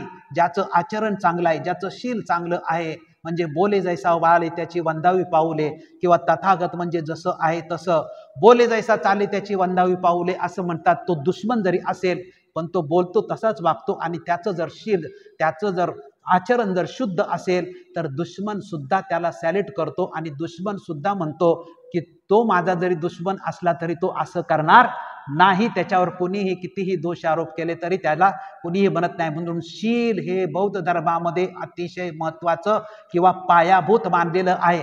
किंबहुना आपण विशुद्धीमग्ग हा जो ग्रंथ बघितला, विशुद्धीमग्ग हा बुद्ध घोषाचा ग्रंथ बघितला, त्या ग्रंथामध्ये ती कशा होती की तुम्हाला त्रिपिटक किती माहिती आहे याचं श्रीलंकेमध्ये त्यांची परीक्षा घेतली. त्या परीक्षेत जो ग्रंथ लिहिला तो विशुद्धीमग्ग, आणि त्या विशुद्धीमग्गाच्या ग्रंथावर संपूर्ण बौद्ध धम्माचं जे सारांश म्हणून लिहिलं, त्या सारांशमध्ये शील, समाधी आणि प्रज्ञा ह्या 3 गोष्टीवरती लिहिलं. हे 3 बौद्ध धम्माचं जे मूळ ह्या 3 संकल्पनामध्ये येतं, शीलामध्ये येतं. शील असेल तर समाधी, आणि शील समाधी असेल तर तुमची प्रज्ञा असते. त्यामुळे हे मूळ जे आहे ते आहे. या मुळाच्या आधारावरती तथागत भगवान गौतम बुद्धाचा जो मुख्य सिद्धांत काय आहे, तर तथागत भगवान गौतम बुद्धांनी ज्ञानप्राप्ती झाल्यानंतर आपल्या 5 शिष्यांना किंवा 5 सहकाऱ्यांना जे सर्वात पहिलं जे तथागत भगवान गौतम बुद्धांनी जे प्रवचन केलं, आणि त्या प्रवचनाला धम्मचक्र प्रवर्तन सुत्त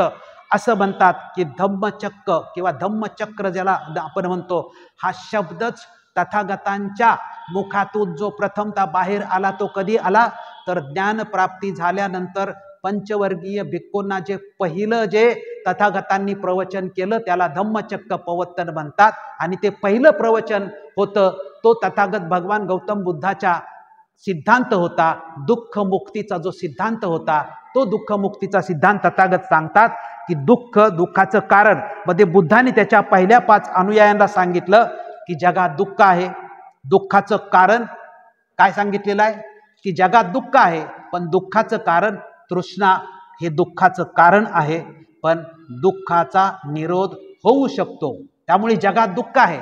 तथागतांना ज्ञानप्राप्ती झाल्यानंतर किती साध्या सोप्या शब्दामध्ये त्यांनी आपला सिद्धांत भगवंतांनी मांडलेला आहे की दुःख मुक्तीचा सिद्धांत आहे, की मान्य केलेलं आहे की या जगामध्ये दुःख आहे, आणि पृथ्वीच्या पाठीवरला असा कोणीही माणूस असू शकत नाही की त्याच्या जीवनामध्ये कुठल्याही प्रकारचं दुःख नाही. त्यामुळे दुःख आहे जगामध्ये, परंतु त्या दुःखाला कारण आहे. आणि कुठलं कारण आहे, तर तृष्णा हे दुःखाचं कारण आहे. परंतु याचा निरोध होऊ शकतो, याचा उपाय याला होऊ शकतो, आणि तो उपाय सांगितलेला आहे.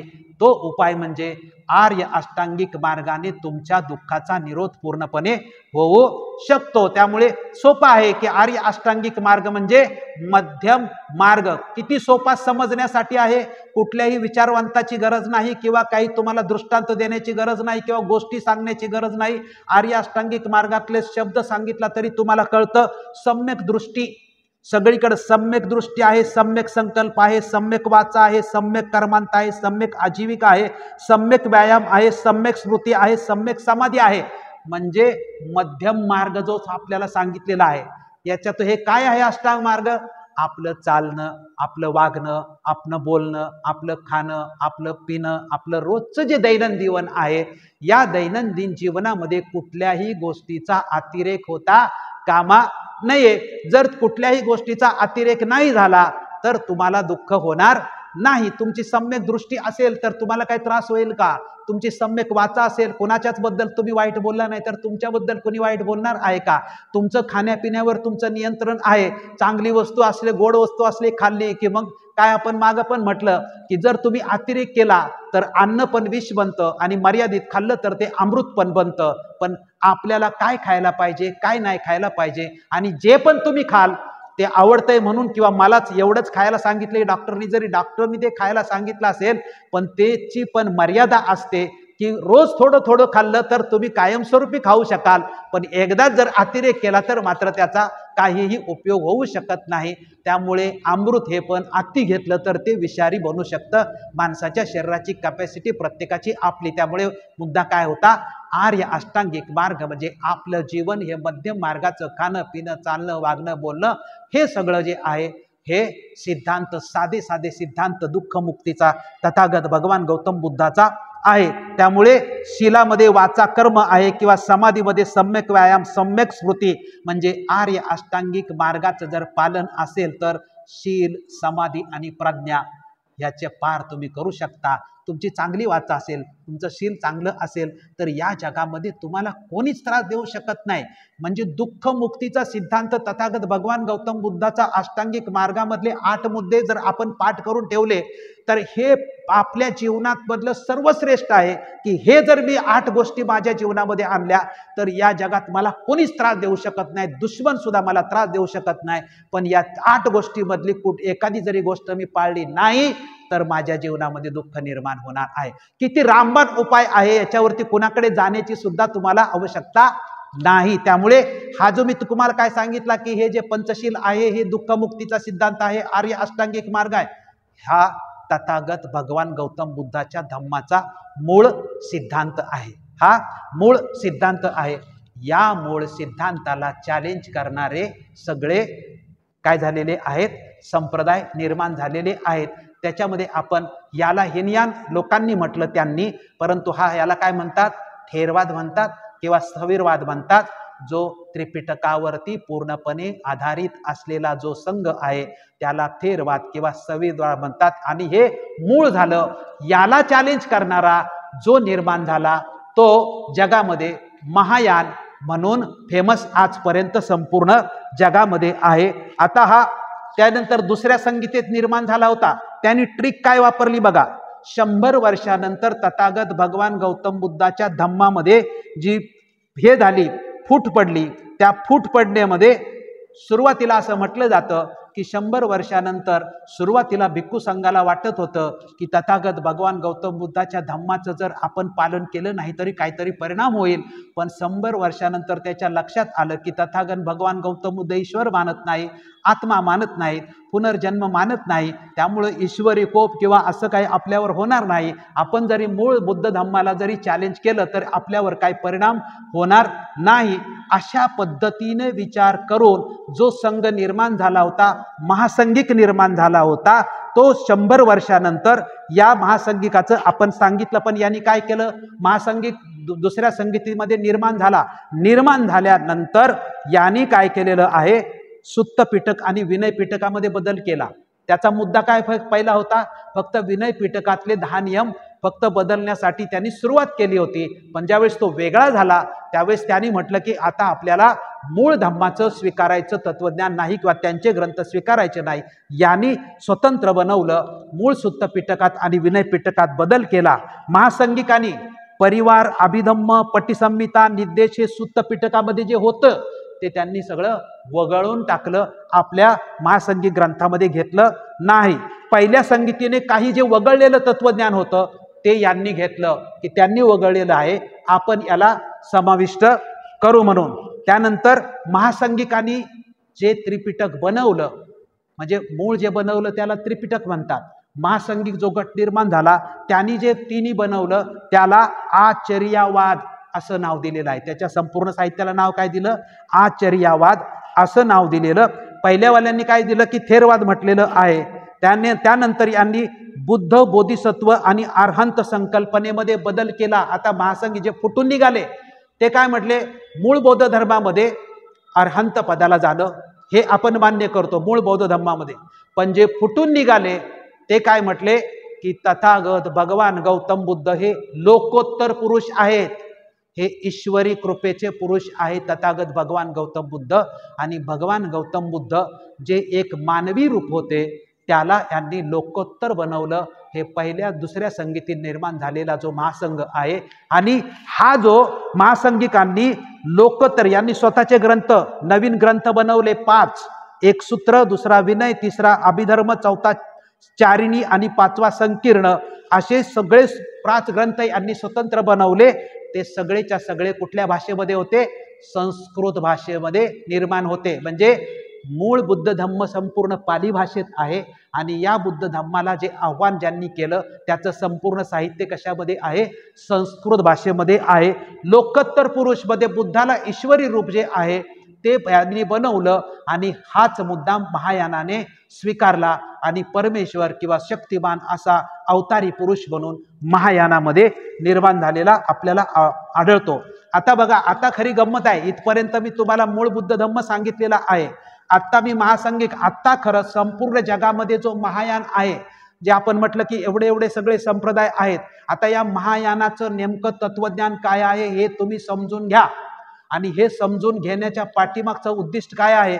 आपल्या भारतामध्ये जे देव धर्म, देवी देवता वगैरे कशा निर्माण झालेल्या आहेत याचा संपूर्ण इतिहास तुम्हाला याच्यामधून मिळून जाणार आहे, की या देशामध्ये देवी निर्माण झाल्या, देवता निर्माण झाली, किंवा देव ही संकल्पना कशी निर्माण झाली, हे तुम्हाला महायान बौद्ध धर्माचा परिपूर्ण अभ्यास केला किंवा समजून घेतलं की तुम्हाला याचं सगळं गुण हे उकलकेस येईल. बी त्याचं फक्त तुम्हाला संक्षिप्त इथं सांगणार आहे. महायान ही जी ट्रिक आहे, इथं काय म्हटलं की बुद्ध हा अवतारी पुरुष आहे. म्हणजे हा जो ग्रुप बाहेर पडला, यांनी प्रचार काय केला? यांनी त्रिपिटकाचा नाही प्रचार केला. यांनी सुरुवातीलाच लोकांना सांगितलं की बुद्धाकडे सुपर पॉवर आहे, बुद्ध हा अवतारी पुरुष आहे, आणि अवतारी पुरुष असला म्हणजे त्याची पूजा करायची, पूजा केलं की आपल्याला सगळं प्राप्त होणार. त्यामुळे महायान जो धर्म आहे यांनी सांगितलं की आपल्याला पहिला उद्देश आपला बोधिसत्व प्राप्त करणे, इतरांचा उद्देश अरहंत पद प्राप्त करणं, म्हणजे ध्यान, साधना, विपश्यना हे करून बौद्ध धम्म समजावून त्रिशरण, पंचशील, अष्टांग मार्ग हे सगळं केल्यानंतर आपल्याला अरहंत पद प्राप्त होतं किंवा आपलं जीवन सुखी होतं. यांनी तसं नाही म्हटलं. यांनी म्हटलं की बुद्ध हा अवतारी पुरुष आहे, त्याची पूजा अर्चा केली की आपल्याला बोधिसत्व प्राप्त करण्याचा आदर्श त्यांनी ठेवलेला आहे. यांचे 2 ग्रंथ आहेत, ते आपण दोन यांचे पंथ पडलेले आहेत, एक माध्यमिक आणि दुसरा योगाचार, असे या महायानाचे 2 आहेत. हा माध्यमिक जो संप्रदाय आहे याचा प्रवर्तक नागार्जुन आहे. आंध्र प्रदेशामध्ये याची सुरुवात झाली. हा नागार्जुन आंध्र प्रदेशाचा यज्ञश्री सातकर्णीचा तो मित्र होता. याला सापेक्षवादी म्हणतात. याच्या म्हणण्यानुसार म्हणजे महायानामधला जो पहिला संप्रदाय आहे त्या पहिल्या संप्रदायाचं माध्यमिक हा जो संप्रदाय आहे नागार्जुनाने तयार केलेला, त्याचं असं म्हणणं आहे की या जगात कोणतीच गोष्ट विनाकारण घडत नाही. या जगात जी पण गोष्ट घडती त्या प्रत्येक गोष्टीला काही नाही काहीतरी कारण आहे. आणि तो म्हणतो की प्रतीत्य समुत्पादालाच शून्यवाद असं म्हटलेलं आहे. आणि त्या शब्दाची तो फोड करताना म्हणतो प्रतीत अधिक समुत्पाद म्हणजे प्रतीत्य समुत्पाद. तर प्रतीत या शब्दाचा अर्थ तो म्हणतो प्रतीत म्हणजे असं झाल्यावर, प्रतीत या शब्दाचा अर्थ, आणि समुत्पाद या शब्दाचा अर्थ असे होते. म्हणजे प्रतीत समुत्पाद या शब्दाचा अर्थ नागार्जुनने काय सांगितलं? असं झाल्यावर असं होतं. जे आपण म्हणतो ना अविद्येतून हे झालं, त्याच्यातून ते झालं, आणि ते 24 प्रकार आपण सगळं झालं, तेच तो प्रतीत्य समुत्पादाला म्हणतो की जगामध्ये कुठलीच गोष्ट विनाकारण घडत नाही. प्रत्येक गोष्टीला हे कारण असतं. आणि त्याच प्रतीत्य समुत्पादाला तो शून्यवाद सुद्धा असं म्हणतो की असं झाल्यावर असं होतं. म्हणजे प्रतीत आणि समुत्पाद, प्रतीत म्हणजे असं झाल्यावर आणि समुत्पाद म्हणजे असं होतं, असं झाल्यावर असं होतं. हा जो महायानाचा पहिला जो संप्रदाय आहे, माध्यमिक संप्रदाय आहे, जो नागार्जुनाने सुरुवात हा प्रवर्तक आहे आणि त्याने हा सिद्धांत मांडलेला आहे. त्यामुळे याला शून्यवादी सिद्धांत सुद्धा म्हणतात. दुसरा याच्यातला प्रकार कुठला आहे तर योगाचार हा प्रकार आहे. आणि योगाचाराचा संस्थापक हा मैत्रेयनाथ आहे. योग विज्ञान आणि योग ही 2 तत्व याची आहेत. म्हणजे विज्ञानावरती आणि योगावरती याचा पूर्णपणे भर आहे. यांचं मुख्य सूत्र जे आहे बुद्ध ईश्वरी अवतार पुरुष आहे. महायान जो संप्रदाय निर्माण झाला, याचं म्हणणं आहे की बुद्ध हा ईश्वरी अवतारी पुरुष आहे. अवतारी पुरुषाची जी पूजा म्हणजे तथागत भगवान गौतम बुद्धाचा जो मूळ धम्म आहे, या मूळ धम्मामध्ये बुद्ध म्हणजे मूर्ती पूजा हा प्रकार अजिबात नव्हता. किंवा तिसऱ्या किंवा चौथ्या धम्मसंगीतीपर्यंत बुद्धाची मूर्ती कुणालाही माहिती नव्हती. चौथ्या धम्मसंगीपर्यंत बौद्ध धर्मामध्ये बुद्धाची मूर्ती कसली आहे ही माहीत नव्हती. हा कनिष्काच्या कालखंडामध्ये किंवा मूर्त्या निर्माण व्हायला जी सुरुवात झालेली आहे ती तिसऱ्या धम्मसंगीतीच्या नंतर. परंतु मूर्त्या फक्त आणि फक्त बौद्ध धर्मामध्येच बनलेल्या आहेत आणि जेवढ्या मूर्त्या जगामध्ये बुद्धाच्या आहेत तेवढ्या मूर्त्या इतर कोणाच्याही नाहीत, कारण इतर धर्मामध्ये मूर्तीपूजा असलेली आपल्याला आढळत नाही. भगवान गौतम बुद्धांनी सुद्धा मूर्तीपूजा मान्य केलेली नाही. परंतु भगवान गौतम बुद्धाच्या मूळ धम्माला महायानांनी चॅलेंज केलं. ते म्हटले की भगवान गौतम बुद्ध हा काय आहे, अवतारी पुरुष आहे, ईश्वरी पुरुष आहे. त्याची पूजा अर्चा केली की आपल्याला तो प्राप्त होतो. त्यामुळे व्रतवैकल्य, कर्मकांड हे जे सगळं आहे हे सगळं सुरू केलं. म्हणजे ज्या महापुरुषाने आपल्या संपूर्ण आयुष्यात ईश्वर नाकारला, आत्मा नाकारला, पुनर्जन्म नाकारला, त्याच महापुरुषाच्या परिनिर्वाणानंतर 450 ते 500 वर्षानंतर मूर्ती त्याचीच निर्माण होते आणि ती मूर्ती आणि तो महापुरुष हा ईश्वरी अवतार आहे असं महायान संप्रदायाच्या माध्यमातून निर्माण होतं. आता जर ह्या महायानाचं इथपर्यंत जर तुम्ही पाहिलं तर याच्यावरून हे सिद्ध होतं की नाही की वैदिक धर्म आणि महाधर्म मग ह्याच्यामध्ये काय फरक राहिला, कारण तेही ते मानतात आणि हा महायानी बौद्ध धर्म सुद्धा काय मानतोय की बुद्ध हा ईश्वरी पुरुष आहे आणि अवतारी पुरुष आहे. त्याचं आपण पूजा अर्चा केली पाहिजे, व्रतवैकल्य कर्मकांड केलं पाहिजे. अशा पद्धतीने ह्या जो संप्रदाय आहे यांनी आपलं तत्वज्ञान मांडलेलं आहे. आता यामध्ये यांनी देव निर्माण केलेले आहेत. बौद्ध धर्मामध्ये देव कसे निर्माण झाले ते बघा. बौद्ध धर्मामध्ये महायानी म्हटलं ना तुम्हाला की या देशात देवी देवता कशा निर्माण झालेल्या आहेत, त्याचं मूळ काय आहे, हा विषय ऐकल्यानंतर तुमच्या परिपूर्ण लक्षात येईल. महायानाने देव ही संकल्पना निर्माण केली, पण पहिले 3 प्रकार काढलेले आहेत त्यांनी. त्यामध्ये पहिला जो देवाचा प्रकार काढलेला आहे त्यामध्ये पहिले 6 बुद्ध जे आहेत त्याला देव मानलेलं आहे. म्हणजे बौद्ध धर्मामध्ये एकूण 28 बुद्ध होऊन गेले असं म्हटलेलं आहे. काही साहित्यामध्ये 24 बुद्ध होऊन गेले असं म्हटलेलं आहे. पण पहिल्या 7 बुद्धाची चित्र जी आहेत ती आपल्याला अजंठाच्या इकडे मिळतात आणि पहिल्या 5 ते 6 बुद्धाची चित्र आहेत ती भरवूत स्तूपामध्ये सुद्धा मिळतात. त्यामुळे भदंत आनंद कौसल्या यांनी पण पहिले जे 24 किंवा 28 बुद्ध होऊन गेले त्याच्यावरती एक ग्रंथ सुद्धा लिहिलेला आहे. त्रिपिटकामध्ये सुद्धा लिहिलेले आहेत. म्हणजे अगोदर बुद्ध होऊन गेलेले आहेत. त्या अगोदर होऊन गेलेले 6 बुद्धाला महायानाने देव मानलेलं आहे.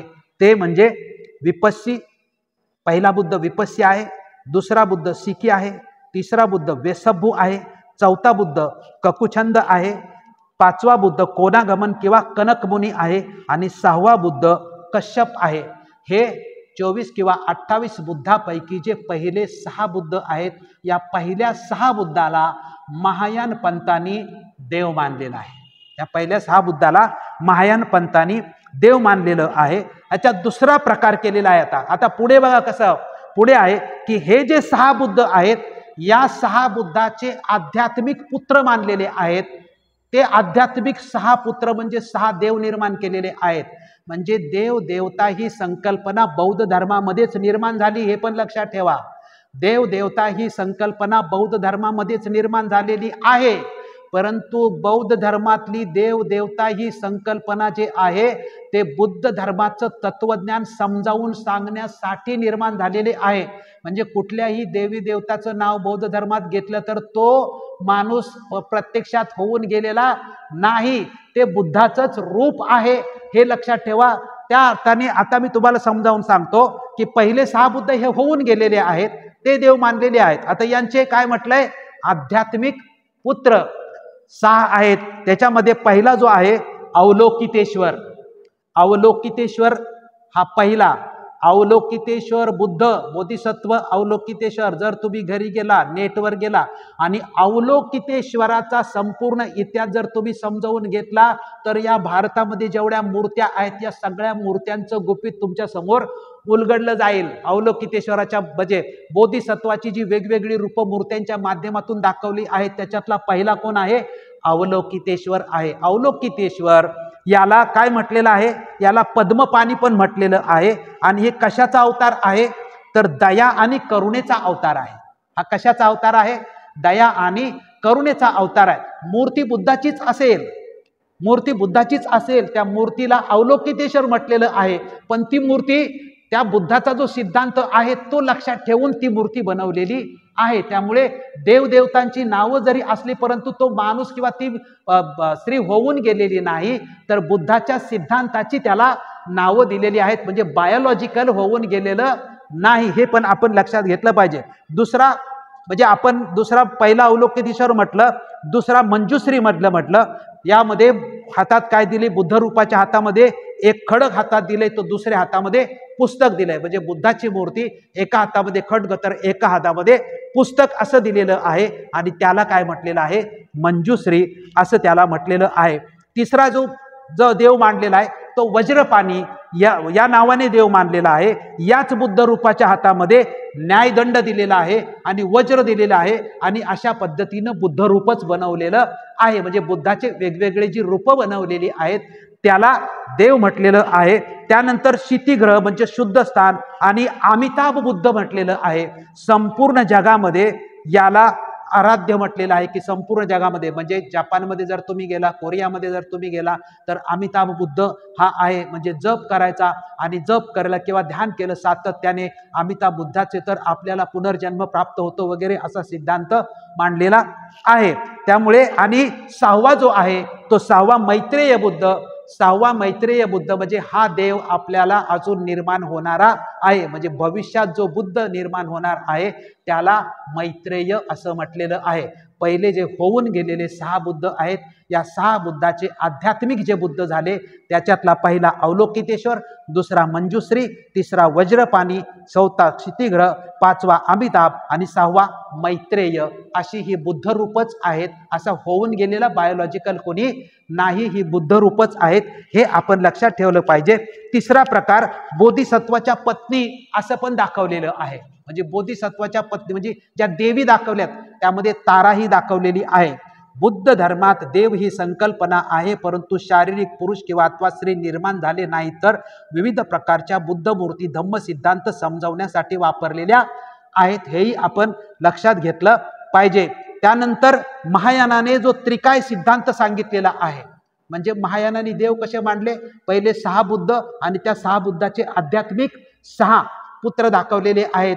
म्हणजे अवलोकितेश्वर, वज्रपाणी, मंजुश्री, मैत्रेय बुद्ध हे जे दाखवलेले आहेत. त्यानंतर दुसरा सिद्धांत मांडलाय त्रिकाय सिद्धांत, म्हणजे 3 काया मांडलेल्या आहेत. त्याच्यातली पहिली निर्वाण कायम आहे. त्या पहिल्या निर्वाण कायेमध्ये म्हटलेलं आहे की बुद्धाचा जन्म पृथ्वीवर याच स्वरूपात झाला होता. बुद्धाचा जन्म पृथ्वीवर या स्वरूपामध्ये झाला होता. दुसरी जी काया आहे संभोग काया आहे. या संभोग कायेमध्ये काय म्हटलंय की स्वर्गात प्रस्थापित झालेले सर्व शक्तिमान ईश्वराचे जे स्वरूप बुद्धाचे आहे, म्हणजे स्वर्गात प्रस्थापित झालेले सर्व शक्तिमान ईश्वराचे स्वरूप, हे सर्व शक्तिमान कुणाचे स्वरूप आहे? बुद्धाचे स्वरूप आहे. आणि तिसरी जी आहे त्याला धर्मकाया म्हटलेलं आहे. म्हणजे यापूर्वी होऊन गेलेल्या सर्व बुद्धांचा स्वामी हा बुद्ध आहे आणि हा शेवटचा बुद्ध आहे. म्हणजे याच्या अगोदर जेवढे बुद्ध होऊन गेले त्या सगळ्यांचा स्वामी हा बुद्ध आहे आणि हा शेवटचा बुद्ध आहे. याला निर्वाणाबरोबर ओळखले जाते. म्हणजे आतापर्यंत झालेल्या बुद्धांचा हा परमपिता परमेश्वर याला मानलेलं आहे. म्हणजे महायान संप्रदाय मी तुमच्या समोर ठेवला. या महायान संप्रदायाने बुद्धाला अवतारी पुरुष मानलं, ईश्वरी पुरुष मानलं. यांनी 6 देव निर्माण केले. जे मुख्य 6 देव आहेत ते सुरुवातीला निर्माण झालेले बुद्ध आहेत आणि त्यांचे आध्यात्मिक 6 पुत्र सुद्धा दाखवलेले आहेत. त्यामुळे आणि त्यानंतर हा 3 कायेचा बुद्ध दाखवलेला आहे. त्यानंतर आपण हिनयान पाहिला, म्हणजे थेरवाद पाहिला. तुमच्यासमोर महायान मी थोडक्यात मांडला की जो अवतारी, थोडक्यात काय तर महायानाने अवतारी ईश्वरी पुरुष निर्माण बुद्धाला केलेलं आहे. आता तिसरा आहे, या तिसऱ्यामध्ये अतिशय महत्व आहे की याने संपूर्ण बौद्ध धर्माचा ह्रास होण्यास मोठ्या प्रमाणात जे मदत होते तो तिसरा वज्रयान आहे. हा वज्रयानची ट्रिक, या लोकांनी हे जे वज्रयानी लोकांची ट्रिक काय होती तर बुद्धाकडे ज्ञान आहे, बुद्धाकडे सुपर पॉवर आहे, बुद्धाकडे शक्ती आहे, बुद्धाला तंत्रमंत्र सगळं येतंय, अशा गोष्टी यांनी लोकांना सांगितल्या. तुम्हाला पंचतंत्रात किंवा ह्याच्यामध्ये अनेक गोष्टी सांगतात. त्याच्यामधली एक गोष्ट सगळीकडे सांगितली जाते, बौद्ध धर्मामध्येही सांगितली जाते की एका गावामध्ये पाऊस पडत नव्हता, दुष्काळ पडलेला होता आणि लोकांना पाणी प्यायला नव्हतं आणि त्या ठिकाणी बुद्ध गेले होते. तर बुद्ध एका झाडाखाली बसले होते, तर सर्व गाव बुद्धांच्याकडे गेले आणि तथागतांना विनंती केली की तुम्ही काही करून पाऊस पाडा म्हणून. आणि तथागतांनी त्या सगळ्या गावकऱ्यांचं ऐकलं आणि तथागतांनी एक मंत्र म्हटला आणि त्या गावामध्ये काय झाला, पाऊस पडला. आणि मग ज्या वेळेस दुष्काळ पडत होता त्यावेळेस ते तथागतांच्याकडे जायचे आणि तथागतांना तथागत मंत्र म्हणायचे आणि पाऊस पडायचा. ही गोष्ट खरी असू शकते का? दुसरी गोष्ट सांगितली जाते की तथागतांच्याकडे एक स्त्री पाठवली, ती एकदम बदसूरत होती ती दिसायला आणि तिला तथागत भगवंतांनी खूप सुरत केली. म्हणजे जी बदसूरत होती ती खूप सुरत तिला तथागत भगवंतांनी गेले. आपण बाबासाहेबांच्या ग्रंथामध्ये सुद्धा बघतो, किसा गौतमीचं एक सांगितलेलं आहे की तिचा एकुलतं एक लहान मूल असतं, ते मृत्युमुखी साप चावल्यामुळे पडतं आणि तिला गावकरी सांगतात की भगवान गौतम बुद्ध तुझ्या मुलाला जिवंत करतील. भगवान गौतम बुद्धांनी प्रथम आले की तिला सांगितलं तू काही काळजी करू नको, मी तुझ्या मुलाला जिवंत करतो. परंतु भगवान गौतम बुद्धांनी काय सांगितलं की ज्या घरामध्ये मृत्यू आजपर्यंत झालेला नाही अशा घरातून एक मोहरी घेऊन ये, ती मोहरी आणली की मी तुझ्या मुलाला जिवंत करतो. ती सगळं फिरून आल्यानंतर तिला दृष्टांत मिळतो की या जगामध्ये जन्माला आलेला प्रत्येक मरणार आहे आणि असं कुठंही घर नाही की त्या घरामध्ये मृत्यू झालेला नाही. तसंच बदसूरत जी बाई तिच्याकडे भगवंताच्याकडे जाते, त्या बदसूरत बाईला तथागत सांगतात की तुझ्यावरती विश्वास असू दे, तुला वाटू दे की मी सुंदर आहे, तुला वाटू दे की मी चांगले आहे, तुझ्यावर ज्यावेळेस आत्मविश्वास तुझ्यावरती आत्मविश्वास निर्माण होईल त्यावेळेस या जगामध्ये तू चेहऱ्याने किती सुंदर दिसते याच्यापेक्षा तू शिलानी किती सुंदर आहे यालाच जगामध्ये किंमत असते. हा आत्मविश्वास तथागत तिच्यामध्ये भरण्याचा प्रयत्न करतात. पण लोकांना काय असतं, लोकांना जादुई शक्तीच्या गोष्टी सांगितल्या की त्याच्यावरती लोक लगेच विश्वास ठेवतात आणि अशा खोट्या गोष्टी सांगून, म्हणजे पाऊस पडतो मंत्र म्हटला की पाऊस पडतो, तथागत मंत्र तंत्र म्हणतात. पण भगवान गौतम बुद्धाच्या बाबतीत बाबासाहेब आंबेडकरांनी जे लिहिलेलं आहे की जरी तंत्र मंत्र येत असतील तरी त्याचा वापर करायचा नाही असं बुद्धांनी सांगितलेलं आहे. पण हा जो वज्रयान निर्माण झाला तो तंत्र मंत्रातूनच निर्माण झालेला आहे. महायानी परंपरेतूनच हा पूर्णपणे वज्रयानी निर्माण झालेला आहे. हा बुद्धाला अवतारी पुरुष मानलेलं आहे. बुद्धाने स्वतःला मानव म्हणून, बघा मी वाक्य काय तुमच्या समोर वाचतोय ते, बुद्धाने स्वतःला मानव म्हणून जरी प्रस्थापित केले असले तरी वज्रयानाने बुद्धाला अलौकिक पुरुष बनवले आणि इथूनच वैदिक परंपरा म्हणजेच अवतारवादी परिकल्पनेला काय होते, सुरुवात होते. म्हणजे हा जो वज्रयान आहे हा तंत्रमंत्रावरती आधारलेला, पुन्हा जादुई शक्तीवरती आधारलेला बौद्ध धर्माचाच एक संप्रदाय आहे. पण त्यांनी कुठलं तत्वज्ञान घेतलंय, सगळं तंत्रमंत्राचं, आणि बुद्धाला अवतारी पुरुष मांडला. म्हणजे पुरती इकडे संकल्पना म्हणजे शील समाधी प्रज्ञा ही संकल्पना काय झाली, बाजूला राहिली. आणि हा वज्रयानी पूर्णपणे शक्तीपूजेवर आणि पूर्णपणे जादुई शक्तीवरती आधारित हा संप्रदाय निर्माण झाला. जर तुम्हाला हे जादुई शक्तीचा बुद्ध धर्म वाचायचा असेल तर 2 ग्रंथ वज्रयानाचे आहे, एक मंजुश्री कल्प आणि दुसरा गुह्य समाज. हे 2 कल्प तुम्ही दकडा. आता यांनी जसा मी तिकडं देव मांडले, महायानामध्ये देव मांडले की नाही ते 6 आणि नंतरचे 6, तसा यांनी देव सिद्धांत निर्माण केला. देव सिद्धांत जो निर्माण झाला तो बौद्ध धर्मामध्येच निर्माण झालेला आहे. त्यामुळे देव सिद्धांत कसा निर्माण झाला की वर्गीकृत येतं. वज्रयानाने सुरुवातीला 33 देवतांची नावं यादी बनवली. सुरुवातीला वज्रयानाने 33 देवतांची नावं केलेली आहेत. पहिले 5 देव आहेत. देव सिद्धांत वज्रयानाने पण मांडला. त्याच्यातले पहिले 5 देव म्हणजे महायानाने मांडलेले देव वेगळे आहेत. यांनी काय मांडलं की पृथ्वी, आप, तेज आणि वायू. बौद्ध धर्मामध्ये असं मानलं जातं आपल्या माणसाचं जे शरीर आहे हे 4 धातूंचं बनलेलं आहे. एक पृथ्वी, दुसरा आप, तिसरा तेज आणि वायू. या 4 धातूंचं मिळून आपलं शरीर बनलेलं आहे. हिंदू धर्मामध्ये मानलं जातं की पृथ्वी, आप, तेज, वायू आणि आकाश असं 5 मिळून तिकडं मानलेलं जातं. महायानाने जे देव निर्माण केले ह्या 5 धातूंना वज्रयानाने देवाचं रूपांतर केलेलं आहे. या 5 धातूचं देव मानलेलं आहे सर्वप्रथम. पूर्वी मानवाने पहिला अग्नीचा आणि जलाचा आणि यालाच देव मानलेलं होतं ना, तसंच वज्रयानाने या 5ला देव मानलेलं आहे. पण याने नावं दिलेली आहेत. त्यांनी पहिलं नाव दिलेलं, पहिल्या देवाचं नाव दिलेलं आहे अमोघ सिद्धी. अमोघ सिद्धी म्हणजे पृथ्वीचं प्रतिनिधित्व करणारा पहिला देव वज्रयानाचा अमोघ सिद्धी. दुसरा देव अक्षम्य म्हणजे जलाचं म्हणजे पाण्याचं प्रतिनिधित्व करणारा, त्याला अक्षम्य म्हटलंय. तिसरा विरोचन म्हणजे आकाशाचं प्रतिनिधित्व करणारा. चौथा रत्नसंभव म्हणजे अग्नीचं प्रतिनिधित्व करणारा. आणि 5वा अमिताभ म्हणजे अमिताभ बौद्ध म्हणतो ना आपण, तो वायूचं प्रतिनिधित्व करणारा. म्हणजे पृथ्वी, आप, तेज, वायू हे ज्या मिळून माणसाचं जे शरीर बनलेलं असतं त्या धातूंचा देव बनवला आणि त्या देवाला काय केलेले आहेत, याने नावं दिलेली आहेत. यामध्ये पुरुष देव आणि महिला देव सुद्धा त्याने मानलेले आहेत. म्हणजे गौतम बुद्धाबरोबर तारादेवीचं नाव जोडलेलं आहे. बोधिसत्व अवलोकितेश्वर बरोबर प्रज्ञा पारमिता याला सर्वात जास्त महत्त्व दिलेलं आहे. वज्रयानाने ज्या देवी निर्माण केल्या त्या तारा, प्रज्ञा पारमिता, अपराजिता, सरस्वती, डाकिनी, वज्रयोगिनी, यमारी देवता. म्हणजे जसा तिकडे यम आहे तसा हिचं जी यमारी देवता आहे हिचं सुद्धा वाहन रेडाच दाखवलेलं आहे. त्यात जबाला देवता ही संपत्तीची देवता, हेरुका देवता ही रागीट आणि वृक्ष देवता. त्यामुळे बौद्ध धर्मामध्ये वज्रयानामध्ये ज्या देवी मानलेल्या आहेत, आता हे पारमिताला देवी म्हटलेलं आहे. त्यामुळे ह्या ज्या देवींची नावं आहेत हे तथागत भगवान गौतम बुद्धाचे तत्वज्ञानाचे सिद्धांत आहेत आणि त्या सिद्धांताला नावं दिलेत. म्हणजे अशा प्रकारचे कोणी महिला झालेली नाही तर ते तत्वज्ञानाला नावं दिलेली आहे. जसं पृथ्वी, आप, तेज, वायू याला 5 देव मानून त्याला नावं दिली, तशाच पद्धतीने ज्या तत्वज्ञानाचे सिद्धांत आहे तर पारमिता किंवा तारा ह्या ज्या सगळ्या आहेत ह्या प्रत्यक्ष घडलेल्या नाही तर सिद्धांतांना नावं दिलेली आपल्याला लक्षात येतं. मी तुमच्या समोर मूळ धर्म सांगितला, त्यानंतर महायान सांगितला, त्यानंतर वज्रयान सांगितला. या वज्रयानातले जे प्रमुख ग्रंथ आहेत ते मी तुम्हाला आता सांगून आपल्या शेवटाकडे आपण येतो. सद्धर्म पुंडरीक हा ग्रंथ आहे.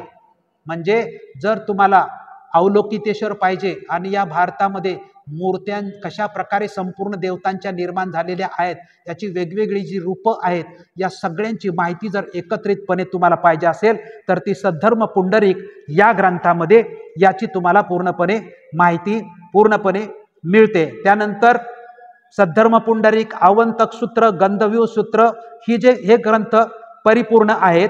बुद्धाला अवलोकितेश्वर स्वरूपामध्ये स्थापित करण्यात आलेलं आहे. अवलोकितेश्वराची माहिती महायान बौद्ध ग्रंथ सद्धर्म पुंडलिक यामध्ये मिळते. अवलोकितेश्वराचा परिणाम म्हणून बुद्धाच्या वेगवेगळ्या अवतारातील मूर्त्या बनलेल्या आहेत. त्यामुळे अवलोकितेश्वर बुद्धामुळे काय झाला, महायान धर्म कमी पडत गेला आणि वज्रयान धर्म मोठ्या प्रमाणामध्ये वाढत गेलेला आपल्याला दिसतो. अवलोकितेश्वरानंतर बोधिसत्व संकल्पनेचा विकास होत गेलेला आहे. जो 10 पारमितांचे पालन करतो त्यालाच बोधिसत्व असं म्हटलेलं आहे.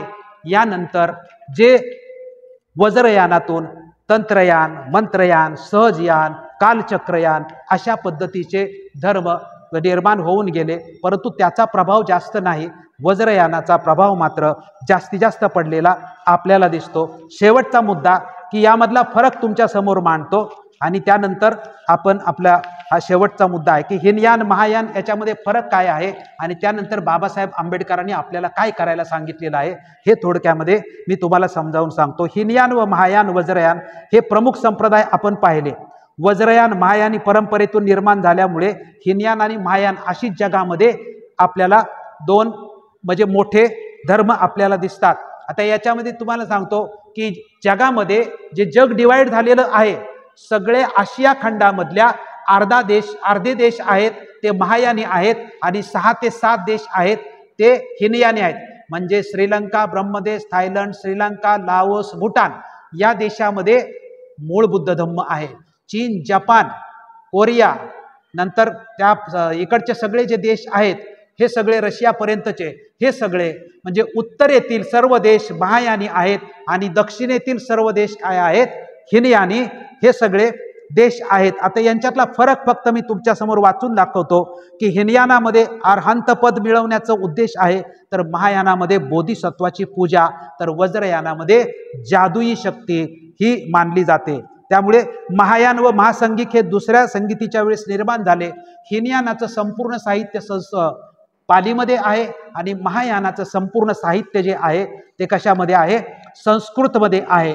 महायान बोधिसत्वाला आदर्श मानतो, बुद्धाला देव मानतो, बुद्धाला मुक्तिदाता मानतो, जो दिव्यता प्राप्त करून लोकांचे कल्याण करतो.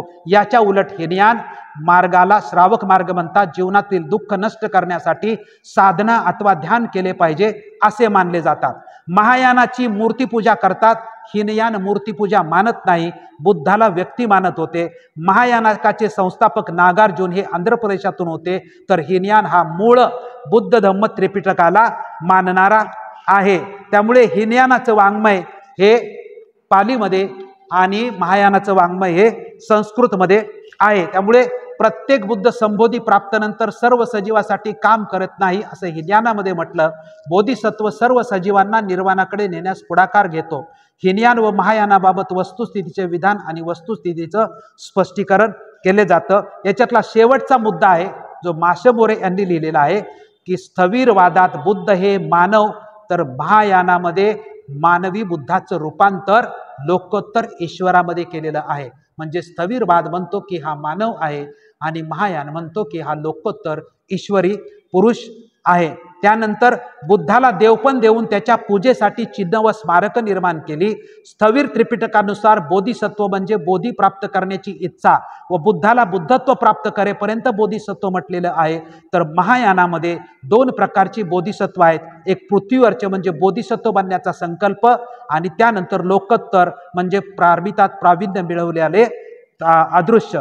स्थविरवाद पाली त्रिपिटकानुसार निर्णय प्राप्तीसाठी पायरी पायरीने शिक्षण व पायरी पायरीने आचरण करावे लागतं, तर महायानामध्ये निर्वाण प्राप्तीसाठी श्रद्धा व पूजा एवढंच करावं लागतं. त्यामुळे हिनयान, महायान, वज्रयान या सगळ्यांचं अनुमान आहे की विविध पंथीयामध्ये बौद्धत्व म्हणजे ह्या सगळ्यांच्यामध्ये जर प्रमुख म्हणजे सगळे हे बौद्ध धर्माचे संप्रदाय आहेत, यांच्यामध्ये त्रिशरण, पंचशील किंवा जे काही प्रमुख जी गोष्टी आहेत या मात्र सगळ्यांच्यामध्ये आहेत. त्यामुळे एकता पण आहे आणि विविधता पण आहे. पण एक मोठा फरक आहे की हे मानव मानतात आणि हे ईश्वरी अवतारी पुरुष आपल्याला मानलेले दिसतात. भारतात मात्र संस्थात्मक धर्म नाही. ना भारतात हिनयान आहे, ना भारतात महायान आहे, ना भारतात वज्रयान आहे. भारतात असं अजून काहीही नाही. 14 ऑक्टोबर 1956ला डॉक्टर बाबासाहेब आंबेडकरांनी जो पुनरुज्जीवित धम्म केलेला आहे त्याला जगामध्ये नवयान म्हणून ओळखलं जातं. त्यामुळे तो नवयान काय आहे ते बघूया. त्यामुळे श्रीलंकेमध्ये थेरवाद्याचा बालेकिल्ला आहे, तर हे वज्रयान कुठे आहे? वज्रयानाचं केंद्र तिबेटमध्ये आहे. जो मंत्र तंत्र धर्माचा जो हे आहे ना सगळा, हा तिबेटमध्ये मोठ्या प्रमाणामध्ये आहे. जसं आपण म्हणतो ना की मलाच बाबासाहेब कळाले, आपल्याकडे गटबाजी आहे, तसंच बौद्ध संप्रदायामध्ये सुद्धा आपलीच शाखा बौद्ध धम्माची शाखा असल्याचा प्रत्येकाचा दावा आहे. संबोधी प्राप्तीसाठी आत्तदीपभव हे स्थविर पंथाचं आहे, तर संबोधी प्राप्ती अमिताभ बुद्धाच्या आशीर्वादावर जोदोसिन पंथामध्ये आहे. त्यामुळे तत्वप्रणाली धम्माचं बाह्य स्वरूप आणि तत्वप्रणाली व धम्माचं स्वरूप याच्यात बाह्य आणि अंतर्गत आपल्याला पूर्णपणे वेगवेगळं पण दिसतं. हे तुमच्या समोर मी सगळे संप्रदाय ठेवले. आपला थोडा वेळ झाला असला तरी शेवटचा मुद्दा आहे की हे सगळं आपण कशासाठी पाहिलं? हे सगळं मूळ बुद्ध धम्म आहे. त्यानंतर महायान निर्माण झाला, बुद्धाला ईश्वरी अवतारी पुरुष केलं आणि या पार्श्वभूमीवरती डॉक्टर बाबासाहेब आंबेडकरांनी 14 ऑक्टोबर 1956ला धम्म स्वीकारलेला आहे. आणि हा धम्म स्वीकारताना बाबासाहेब आंबेडकरांना विचारलं की जगात महायान आहे, जगात हिनयान आहे, जगात वज्रयान, तंत्रयान, मंत्रयान हे अवतारी पुरुष असे मानलेले सगळे बौद्ध धर्माचे पंथ आहेत, तुम्ही कुठला स्वीकारलेला आहे?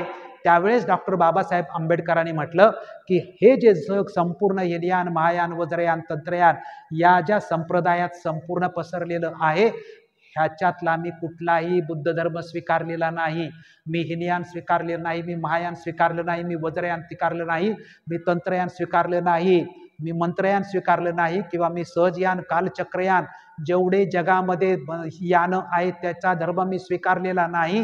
किंबहुना वर्तमान काळात जो जगामध्ये बौद्ध धर्म आहे तो मी स्वीकारलेला नाही. तर मी जो स्वीकारलेला आहे तथागत भगवान गौतम बुद्धाचा मूळ शुद्ध संप्रदाय विरहित म्हणजे भगवंताच्या परिनिर्वाणापूर्वीचा जो भगवंताचा धम्म आहे तो मी भगवंताचा धम्म स्वीकारलेला आहे. त्यामुळे आपण कुठला बाबासाहेब आंबेडकरांचा धम्म घ्यायचा, तर हे जे हिनयान, महायान, वज्रयान हे संप्रदायातलं आहे हे फक्त आपल्या माहितीसाठी असावं, पण याच्याशी आपला काहीही संबंध नाही. आपला जो संबंध आहे तो बाबासाहेब आंबेडकरांनी दिलेला जो धम्म आहे तो धम्म आपल्याला कशात मिळतो, तर तो धम्म आपल्याला बाबासाहेब आंबेडकरांनी ह्याच हिनयान, महायान, वज्रयान या जगातलं संपूर्ण साहित्य आहे, या सगळ्या साहित्याचा बाबासाहेब आंबेडकरांनी अभ्यास केला आणि अभ्यास करून याच्यातूनच शोधून काढलं की मूळ बुद्धाचं काय आहे. त्यामुळे बाबासाहेब आंबेडकर 100% हिनयानाला मानत नाही, 100% महायानाला मानत नाही, किंवा तिन्हीला मानत नाही. तिन्हींच्या मध्येही बाबासाहेबांना काही चुकीचं सापडतं, पण याचं जे संपूर्ण अभ्यास करून बाबासाहेब आंबेडकरांनी शोधून काढलं, त्या शोधून काढण्याचे 4 निकष वापरलं: तर्कसंगत, बुद्धिसंगत, विज्ञानवादी आणि कल्याणकारी. म्हणजे या 4 निकषात म्हणजे जी गोष्ट आपण घेतोय ती आपल्याला पटते, ती विज्ञानवादी आहे का, ती बुद्धीला पटते का, ती विवेकवादी आहे का, ती लोकांच्या कल्याणाची आहे का. म्हणजे तर्कसंगत, बुद्धिसंगत, विज्ञानवादी, लोककल्याणकारी या 4 निकषावर बाबासाहेब आंबेडकरांनी सगळ्या जगातल्या बौद्ध धर्माचा अभ्यास केला आणि त्या निकषात जे बसलं त्याचं एक कलेक्शन केलं, त्याचं 8 भागामध्ये व्यवस्थित केले, त्याचे भाग केले 22 ते 23 आणि तो एक ग्रंथ बनवला आणि तो ग्रंथ आपल्याला दिलेला आहे. त्या ग्रंथाचं नाव आहे द बुद्धा अँड हिज धम्मा. जसं मी म्हटलं, बाबासाहेब म्हटलं की अथांग महासागरासारखं साहित्य आहे आणि हे सगळे संप्रदाय आहेत, या भानगडीत तुम्ही पडला तर जमेल का तुम्हाला, तुमच्या डोक्याला शक्य आहे का तेवढं. म्हणून बाबासाहेब आंबेडकरांनी 14 ऑक्टोबर 1956 विचारल्यावर सांगितलं की या संप्रदायाच्या भानगडीत मला पडायचं नाही आणि माझ्या समाजाला सुद्धा पडू द्यायचं नाही. मी मूळ शुद्ध आणि संप्रदाय विरहित, दैव विरहित, अंधश्रद्धा विरहित, परंपरा विरहित, मी मूळ शुद्ध संप्रदाय विरहित बुद्ध धम्म बाबासाहेब आंबेडकरांनी स्वीकारलेला आहे. त्यामुळे बाबासाहेब आंबेडकरांचा बुद्ध धम्म कुठला हे आपण लक्षात घेतलं पाहिजे. परंतु यामध्ये बाबासाहेब आंबेडकरांचा हाही संदेश लक्षात घेतला पाहिजे, तो हा की हे जे हिनयान, महायान, वज्रयान, तंत्रयान यामध्ये जे विभागलेले सगळे देश आहेत, मग या देशाचे आपले संबंध काय असलेत हे पण आपल्या लक्षात घेतलं पाहिजे. सगळ्या बौद्ध देशाशी त्यांचा हिनयानाचा आहे की महायानाचा आहे की वज्रयानाचा आहे याच्याशी आपला काही संबंध नाही. आपण कुठला घेतला तर मूळ शुद्ध आणि संप्रदाय विरहित धम्म घेतलेला आहे, आपला त्याच्याशी संबंध आहे. पण सगळ्या बुद्धिस्ट कंट्रीशी आपले संवादाचे, बंधुत्वाचे संबंध असणं आवश्यक आहे. बौद्ध म्हणून बाबासाहेब आंबेडकरांनी 1950 साली सांगितल्या की सगळ्या जगातल्या बौद्ध राष्ट्रांनी एकत्रित यावं आणि भिक्खू संघाचं पण एक संघटन जागतिक बनावं, उपासक संघाचं पण एक संघटन जागतिक बनावं आणि सर्वांना मान्य असणारा जगामध्ये एक बौद्धांचा ग्रंथ सुद्धा बनावं, हे डॉक्टर बाबासाहेब आंबेडकरांनी सांगितलेलं आहे. आणि तो बाबासाहेब आंबेडकरांच्या संकल्पनेतला जगातल्या लोकांच्या विनंतीवरून ग्रंथ बनलेला आहे, तो बुद्ध आणि त्यांचा धम्म आहे. त्यामुळे जगातल्या सर्व बुद्धिस्ट राष्ट्राशी आपले संवादाचे संबंध बौद्ध म्हणून असलं पाहिजे, आदान प्रदान असलं पाहिजे, बंधुतेचं नातं असलं पाहिजे. परंतु त्यांनी घेतलेल्या संप्रदायाचं तत्वज्ञान याच्याशी मात्र आपला संबंध असला नाही पाहिजे. आपला संबंध मूळ बुद्ध, शुद्ध बुद्ध, संप्रदाय विरहित Buddha, the Buddha and his Dhamma हा आपला ग्रंथ आहे. 22 प्रतिज्ञा हा आपला दीक्षाविधी आहे. याच्यावरती आपण पूर्णपणे हाच धम्म मूळ आहे, हाच धर्म शुद्ध आहे, हाच धम्म 2500 वर्षापूर्वीचा सांगितलेला आहे की मूलतः आणि तत्वता बाबासाहेब आंबेडकर म्हणतात बुद्ध हा सामाजिक आहे आणि बुद्ध म्हणजे एक महान सामाजिक सिद्धांत आहे असं डॉक्टर बाबासाहेब आंबेडकर म्हणतात. त्यामुळे बाबासाहेब आंबेडकरांचा बुद्ध हा सामाजिक बुद्ध आहे. बाबासाहेब आंबेडकरांचा बुद्ध धम्म हा सामाजिक महान सिद्धांत आहे असं आपण बाबासाहेब आंबेडकरांनी म्हटलेलं आहे. 2500 वर्षांपर्यंत बुद्धापासून ते बाबासाहेबांच्या पर्यंत जगात कोणीही बुद्धाच्या तत्वज्ञानावरती समाज स्थापनेची संकल्पना मांडली नाही. पण 14 ऑक्टोबर 1956 डॉक्टर बाबासाहेब आंबेडकरांनी बुद्ध धम्माच्या तत्वावरती बौद्ध समाजाची निर्मिती केलेली आहे. त्यामुळे बौद्ध समाजाचा संस्थापक म्हणून डॉक्टर बाबासाहेब आंबेडकर 2500 वर्षानंतर आहेत आणि त्या संस्थापनेसाठी बुद्ध अँड हिज धम्मा हा ग्रंथ दिलाय. या ग्रंथावरती आपलं पूर्णपणे जीवन असलं पाहिजे आणि या ग्रंथाच्या तत्वज्ञानाला आचारसंहिता निर्माण झाली पाहिजे. त्याच्यासाठी आम्ही कार्यरत आहोत. त्यामुळे बाबासाहेब आंबेडकरांचा आपण जो धम्म आहे तो धम्म आपण समजून घ्यावा. हे बाकीचे जे आहे त्याच्या भानगडीत आपण पडू नये. पण त्या काय भानगडी आहेत या मात्र आपल्याला माहीत असल्या पाहिजेत. हे तुमच्या समोर सांगण्याचा मी आज प्रयत्न केला. त्यामुळे आपण वेगवेगळे विषय घेतले.